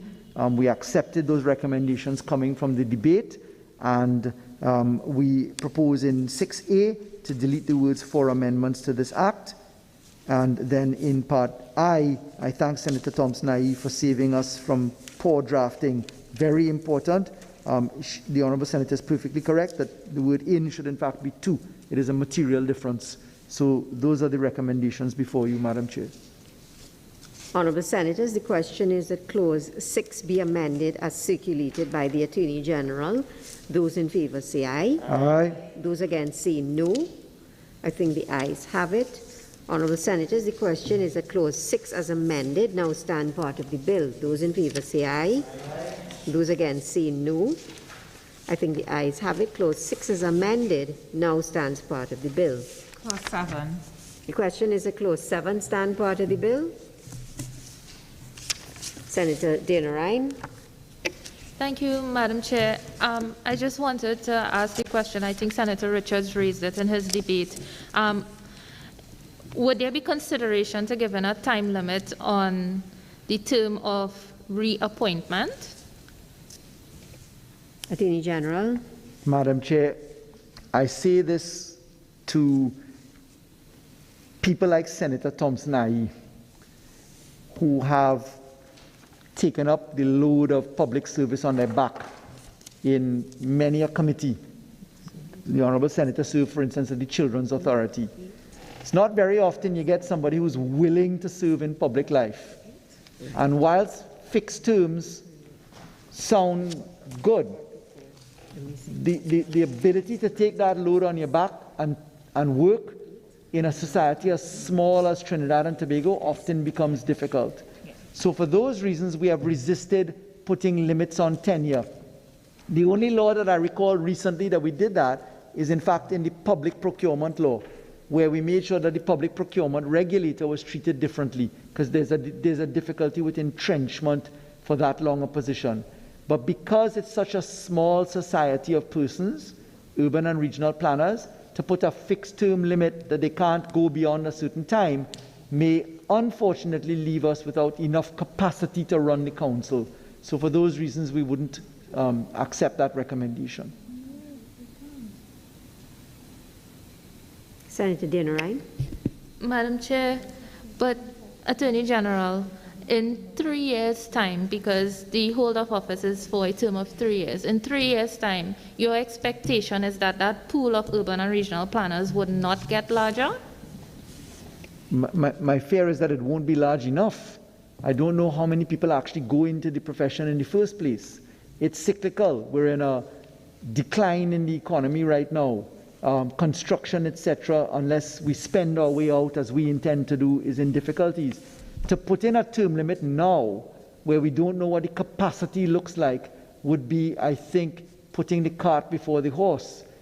If the society is large enough, then we can. But if we look to the Law Association, Dental Council, Medical Council, Engineering Board, Land Surveying Board, and, I mean, all of these professions have no term limit. So why should this one be different? What's the mischief that we need to compel ourselves to consider on this occasion here? No further comment, Madam Chair. The question is that clause 7 now stand part of the bill. Those in favor say aye. Those against say no. I think the ayes have it. Clause 7 now stands part of the bill. Clause 8. The question is that clause 8 stand a part of the bill. There are two sets of proposed amendments, Senator Mark and Senator Thompson, aye. Senator Mark.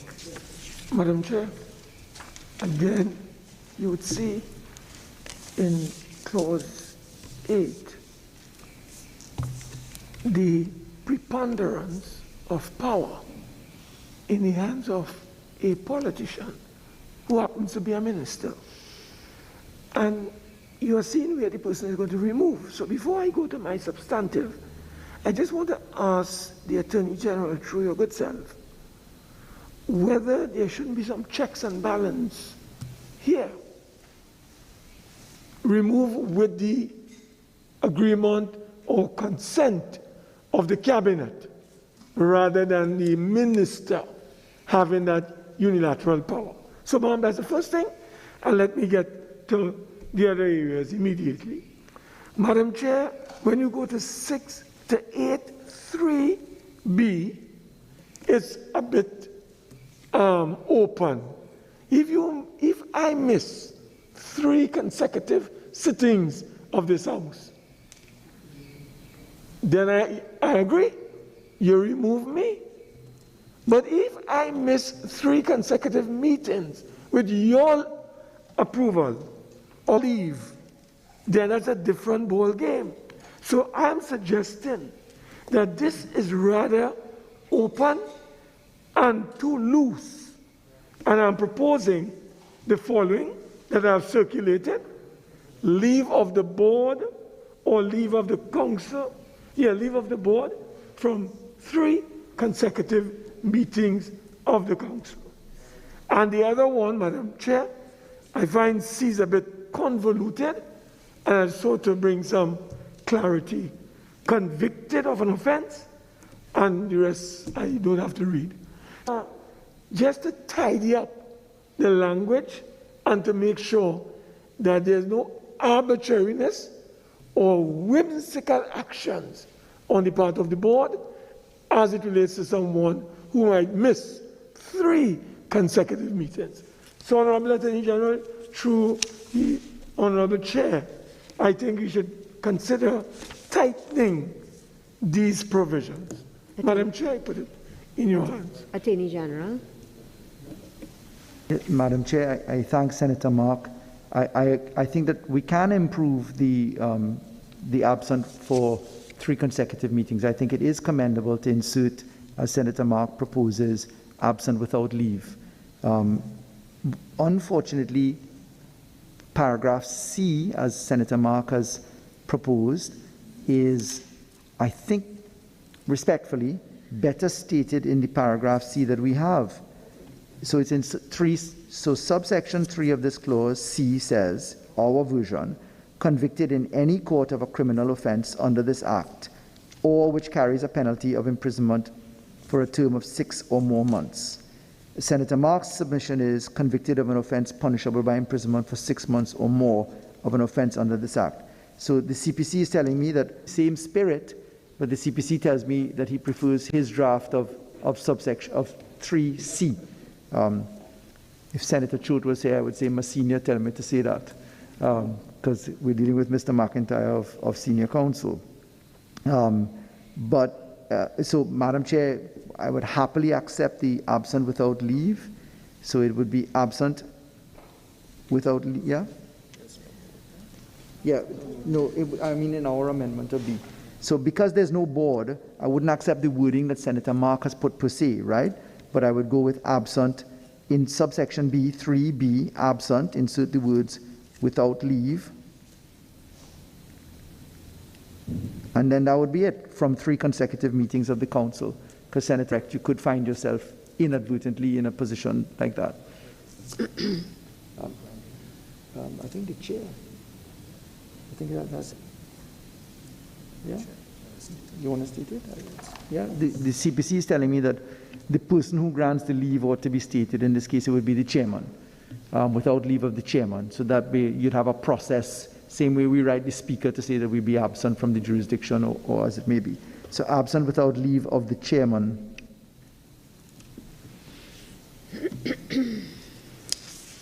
So, Madam Chair, would Senator Mark amend his proposals to close it? Yeah? Okay. So, Senator Mark has withdrawn his proposed amendment. Senator Thompson-Aye.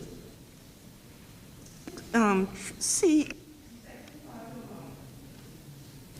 Senator Mark's proposal, convicted of an offense punishable by imprisonment for 6 months or more. Senator Thompson-Aye, that has been withdrawn. I'm sorry. So I am asking you to treat with your proposed amendment.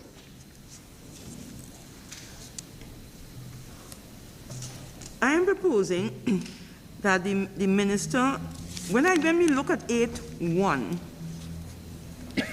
sorry, 8.1, we have shall become vacant. When we look at 8.3, may by letter remove the member from office. And as I spoke to in my presentation, it seems that one was mandatory and the other one was discretionary. And I thought that the more serious offenses were the ones that seemed to be discretionary. And having regard to the fact that we expect in this profession people of integrity, I thought that it certainly should be, once you have proof of the matters listed herein, that these things have been committed, that really that person should not continue as a member holding office. And in those circumstances, I made those proposals. When I say upon proof of the matters, I expect that a medical person would be able to say that the person cannot function because of physical or the question of the records, I certainly agree with what Senator Mark agreed, but conviction in a court, I think that, and misbehavior in office, declared bankrupt, disqualified or suspended, that those things should not be optional or a matter of discretion. But, Madam Chair, there was the TT Post case, which went actually to our court, and the courts in Trinidad and Tobago have settled now as a matter of right that he who appoints can disappoint or remove, and that springs from the Interpretation Act itself. What we're doing in section 3 is to set out the reasons that are known to us, a piece of law. And what we've done is to keep it in harmony. The recommendation of proof becomes a little bit difficult because one has to bear in mind that you always have the right of judicial review if you say that you are improperly removed.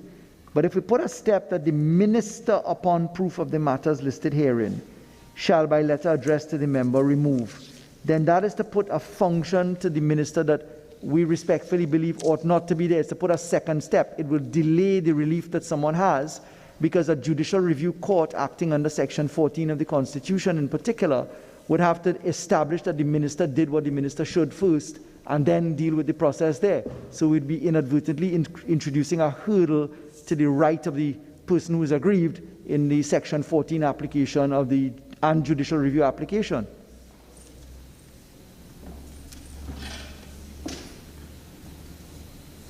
So, Honourable Senators, the question is that Clause 8 be amended as circulated by Senator Thompson IE.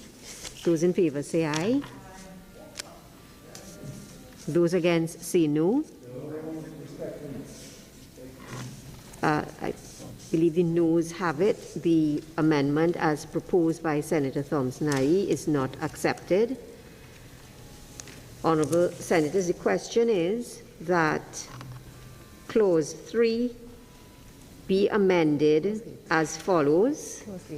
Clause 8, be amended as follows at 8.3b by inserting the words without leave of the chairman after the word absent. Sorry about that, Madam Chair.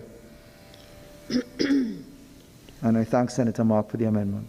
The question is that Clause 8, subclause 3 at B be amended as follows by inserting the words without the leave of the chairman after the word absent. Those in favour say aye. Aye. Those against say no. I think the ayes have it. The question is that Clause 8 as amended now stand part of the bill. Those in favour say aye. Aye. Those against say no. I think the ayes have it. Clause 8 as amended now stands part of the bill.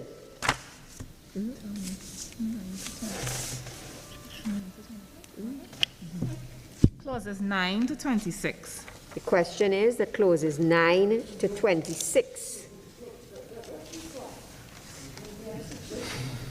That at least, Madam Chair, at least we can be consulted. No, I may not have anything, but yeah. All right, just 1 second, Senator Mark. It's a big leap.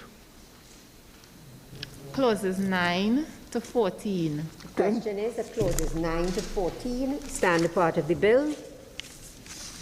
Thank you, Madam Chair. The question is that clauses 9 to 14 now stand part of the bill. Those in favour say aye.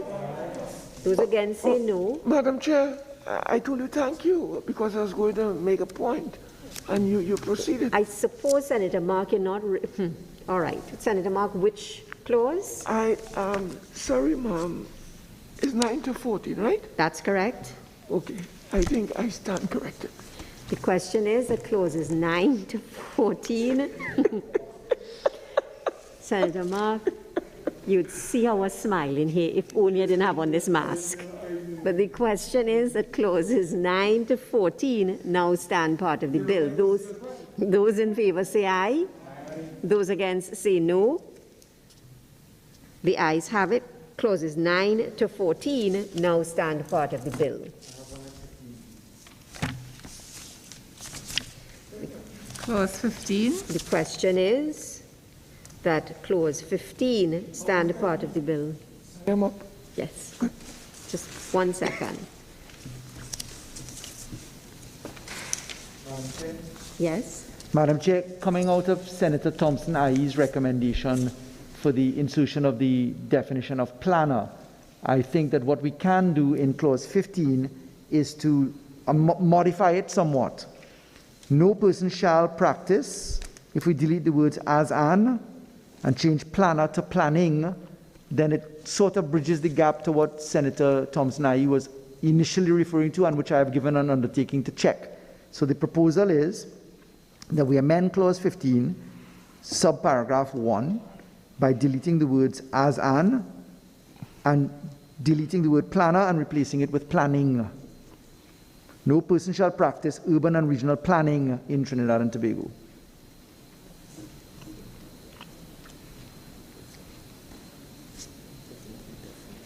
And it will pick up the definition of urban and regional planning, therefore. Sure. Senator Mark? Madam Chair, through you to the Attorney General. Attorney General, if you go to subsection 3 of 15.3, and we go to Roman 2 and 3, no, 3 and 4, respectively, are we trying to indicate after Roman 3, Bachelor of Science degree, there's the word "and"? AG is saying that? Yes. Are we saying that the person must have these 2 sets of degrees in order for that person to really make an application under subsection 2? Or is it "or"? I was looking at that one, Madam Chair. We have "and" at least 2 years. "Or." So I just wanted to ask the Attorney General to clear the air on that.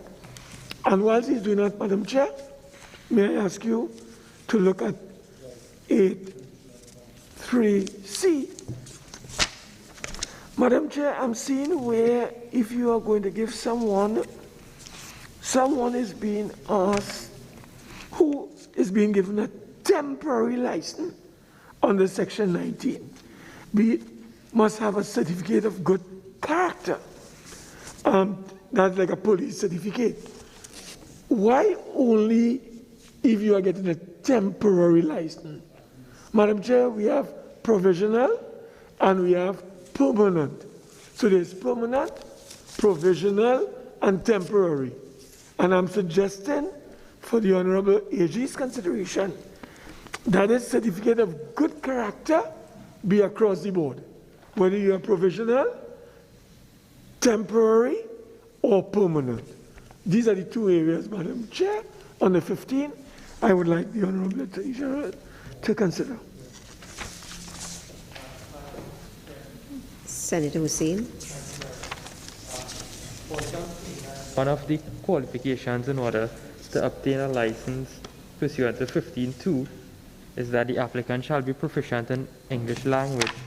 But when you look at sub 3, there is no requirement for them to produce evidence that they're proficient in English language. And I say this for really, in particular, those persons who come from other jurisdictions who may be applying for a temporary license, because there's a history of Trinidad and Tobago having persons from other countries who would have been engaged to provide services in terms of development, especially in terms of agreements we have with the Chinese government. Whether or not we want to restrict it to having only planners who are proficient in English, because sometimes they come here as consultants and they may be consulting with persons who have who can speak both languages.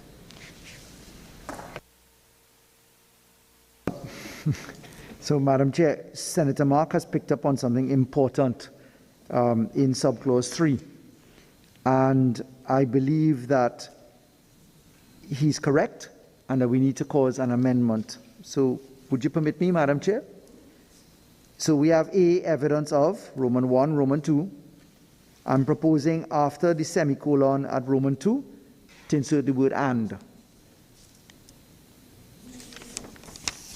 And then Roman 3 would begin, at least, and if we insert a dash here after least, we would insert here now a capital A in brackets, just before the word 3 years. Where the word "and" appears after the semicolon, in that paragraph, delete it and put the word "or." And then we delete that Roman 4 and the words "at least." So delete Roman 4 "at least" and insert a capital B in brackets. So the chapeau to Roman 3 is at least dash, indent, capital A in brackets, 3 years post-experience, and then B would be 2 years post-experience, etc. So I think Senator Mark is perfectly correct in his observations there, and I thank him for it. With respect to the submission made by Senator Hussain, there is the risk, and I don't mean to be cheeky here, of being lost in translation. So we really do want to have English language as a requirement for the temporary licensing. Because remember, it's to practice this position. AG, well, then in that case, you will have to ask for proof of proficiency in English language, especially for those jurisdictions that are traditionally where English is not their mother tongue. Because if you look at the requirements under 3C, there is no requirement that those who are applying for the temporary license have to be proficient, have to prove it or show evidence that they're proficient in English. Okay, so let's go to the original mischief. Would you mind, Madam Chair, with your leave, so I can understand correctly what Senator Hussain is referring me to, would you mind taking me to where you suggest the first place of English language requirement is? No, what I'm saying is we could leave it where it is currently, right? Yeah. But when you're looking at 3 sub C, for temporary? Yeah, in the case of temporary license, we could also indicate that they should have some level of proof there, at that subsection in particular, that only deals with the temporary license. Okay. So, anyone who has your devices on, please take it off.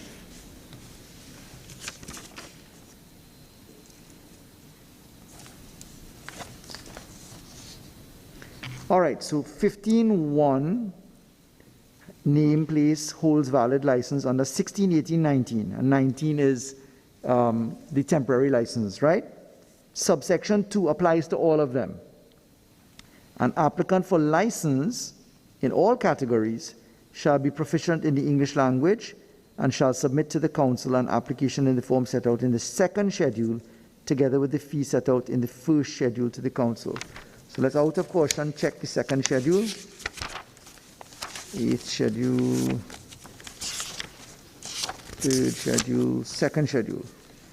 Address of, so application for license. I apply for professional, provisional, temporary. So it's all licenses.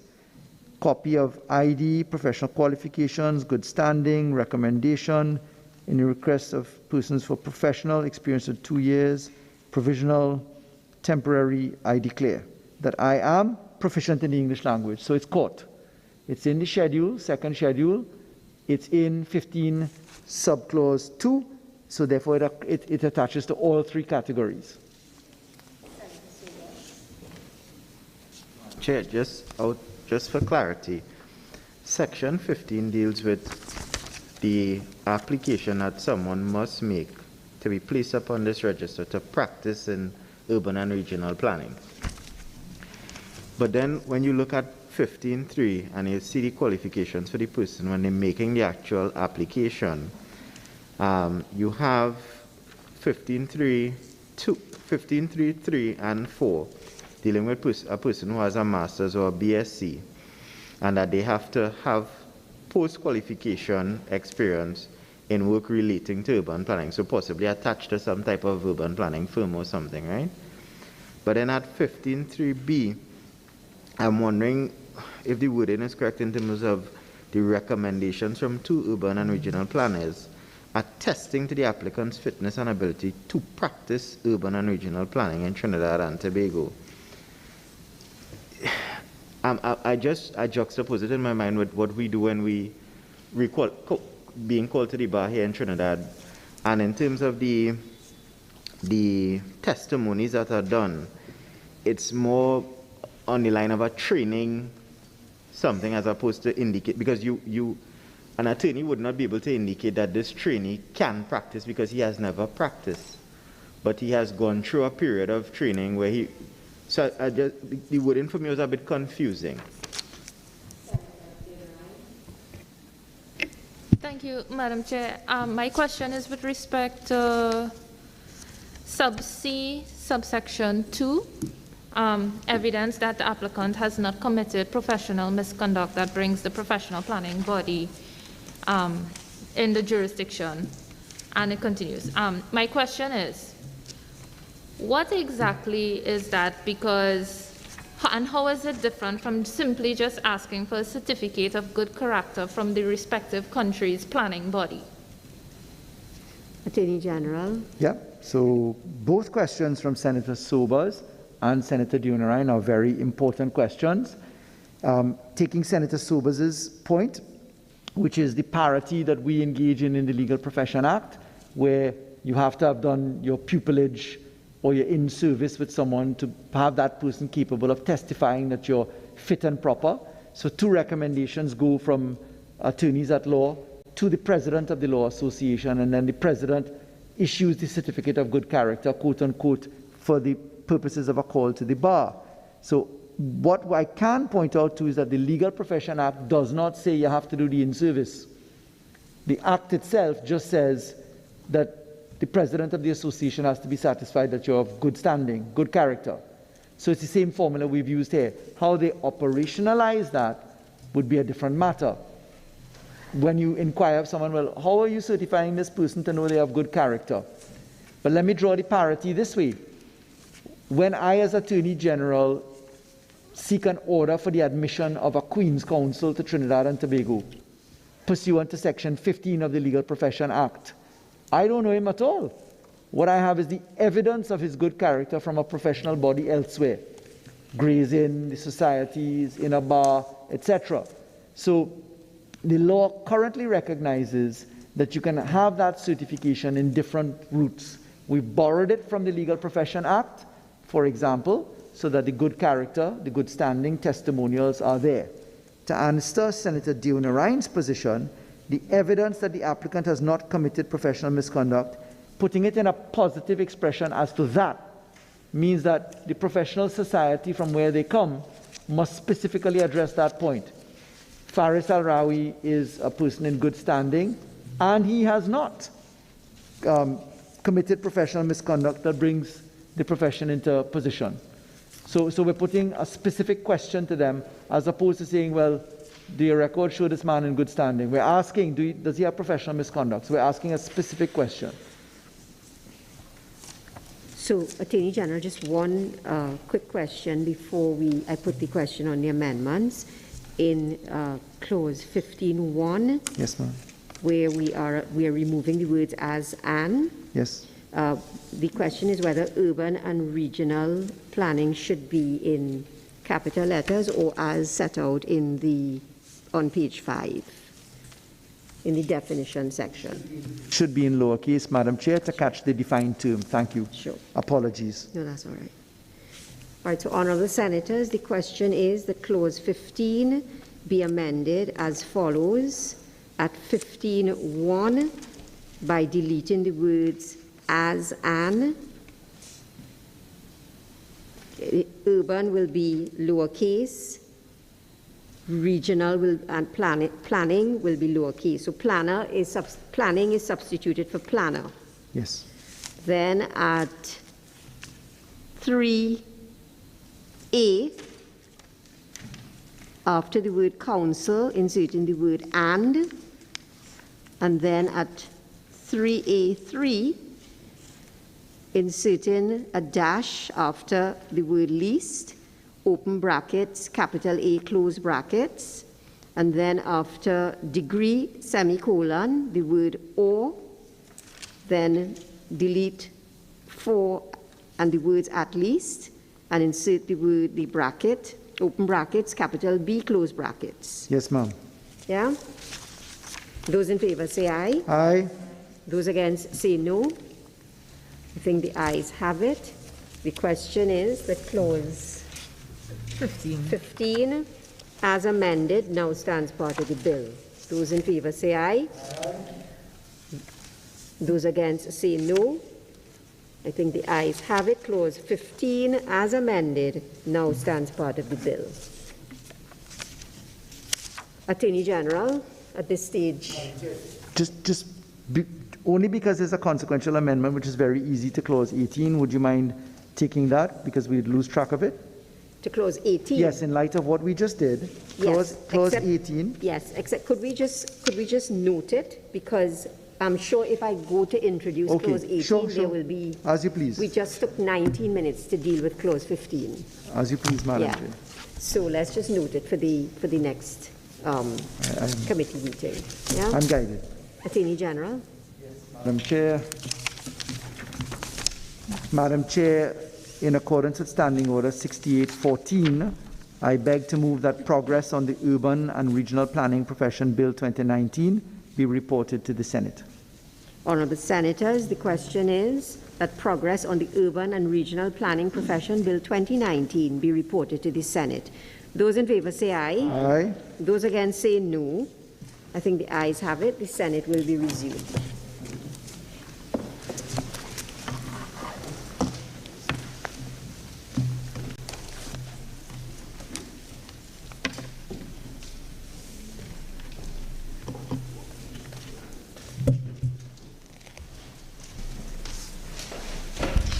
Attorney General.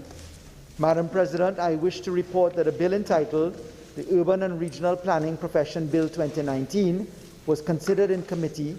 However, the deliberations on the bill were not concluded. I therefore seek the leave of the Senate to resume the committee stage on Tuesday, June 16, 2020. The question is that the committee stage of the bill be resumed on Tuesday, June the 16th, 2020. Those in favour say aye. Aye. Those against say no. I think the ayes have it. The committee stage of the bill will be resumed on Tuesday, June the 16th, 2020. Leader of Government Business. Thank you very much, Madam President. Madam President, I beg to move that the Senate do now adjourn to Monday, June the 15th, 2020 at 10 a.m. During that sitting, we'll be doing the variation of appropriation bill. Honourable Senators, before I put the question on the adjournment, leave has been granted for two matters to be raised on the motion for the adjournment. Senator Mark.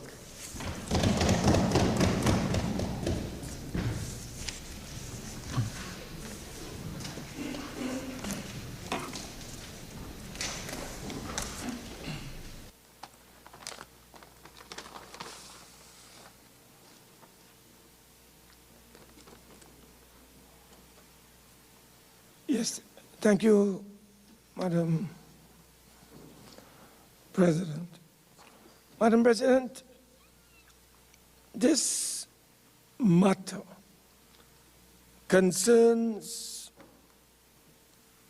what I call the pollution or contamination of the recruitment process at the National Lotteries Control Board. Madam President, as you are aware,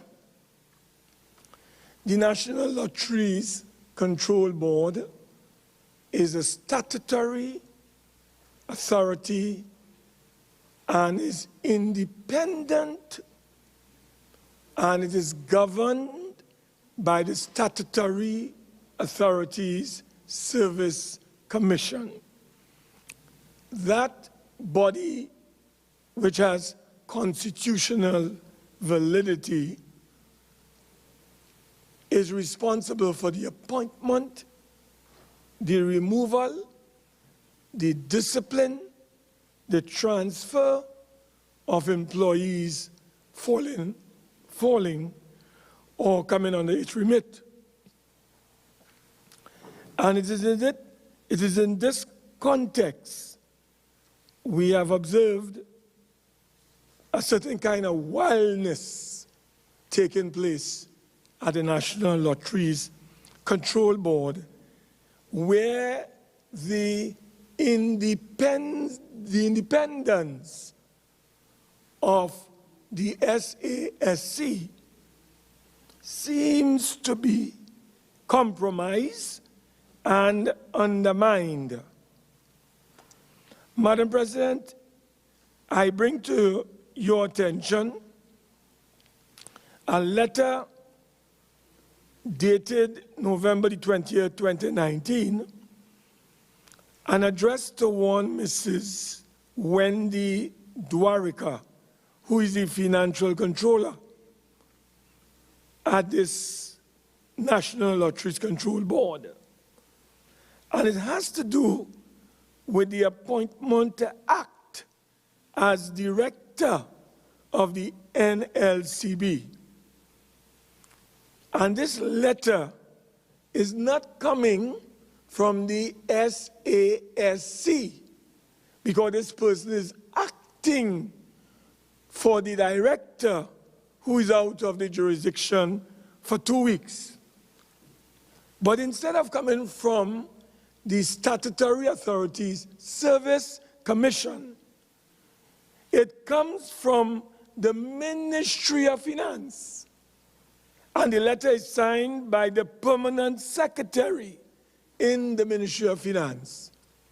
And it's just one sentence, Madam President.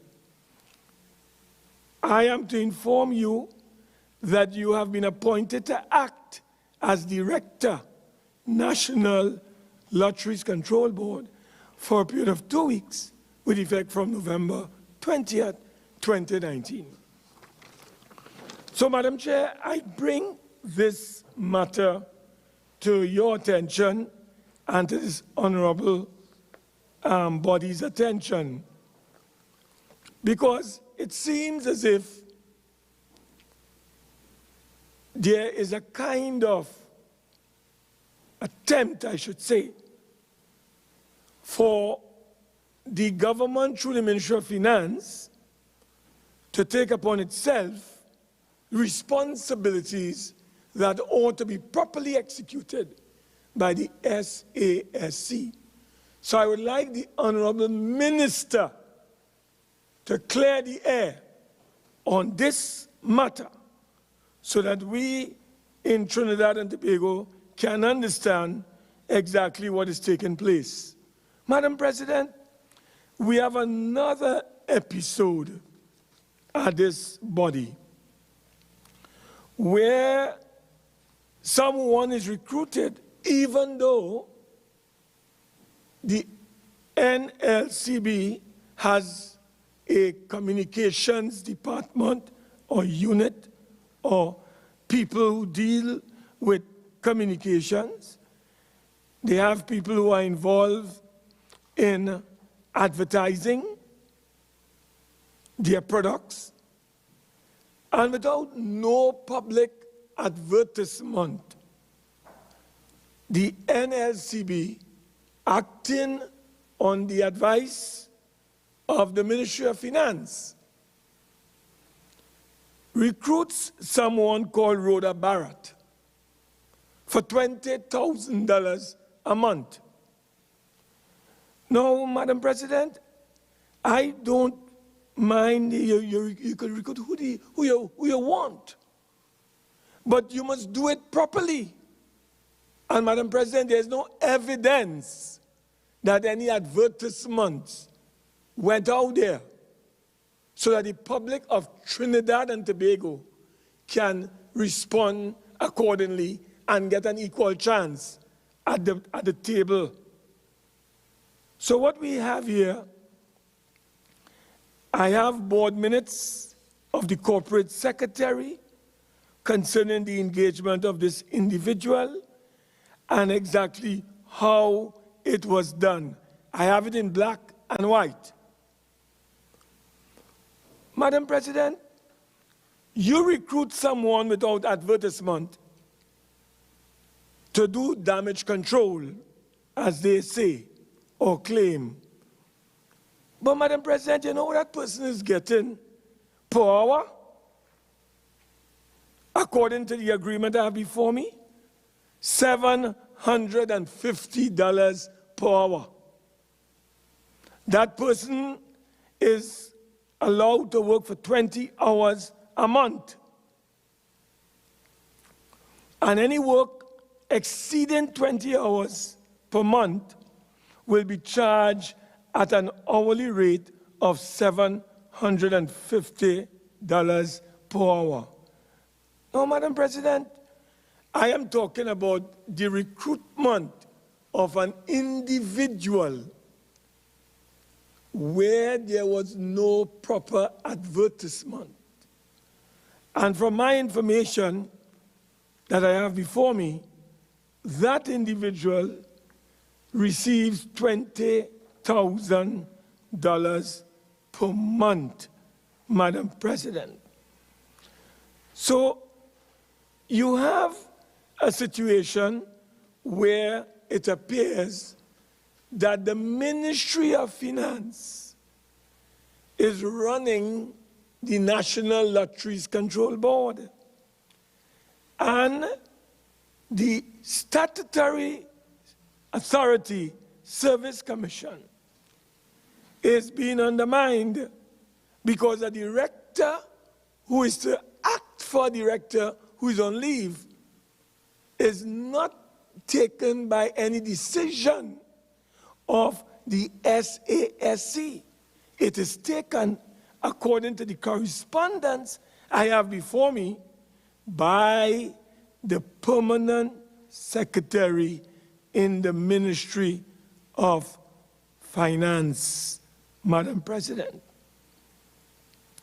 Madam President, I would want to ask the Honorable Minister to give this Parliament an understanding of this recruitment policy at the NLCB, whether the ministry has the authority to employ or recommend the employment of individuals without the appropriate advertisements. And, Madam President, to the people of TNT, I would like the Honorable Minister to outline whether there is a private recruitment policy at this particular body or board, which is contrary, Madam President, to what exists at the SASC. Senator Mark, your time is up. Thank you, Madam Minister of Finance. Thank you, Madam President. I'm advised by the Permanent Secretary of the Ministry of Finance that the person in question that Senator Mark referred to was never appointed to act as Executive Director. So that deals with that. With respect to the second point, the Statutory Authority Service Commission deals with permanent and pensionable positions within the Lotteries Board. And what Senator Mark has referred to appears to be some sort of consultancy position, which has nothing to do with the SASC. Thank you very much. Senator Obika.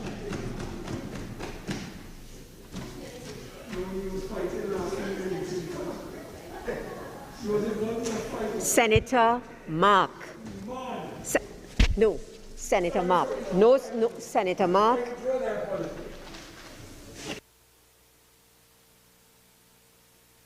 Thank you, Madam President. Senator Obika, yes. The matter I choose to raise this evening is the failure of the government to provide much-needed support to the lives and livelihoods of former Petrotrin workers affected by the 2018 restructuring, which we now know has resulted in the complete shutdown of Petrotrin and has had a deleterious effect on the communities in South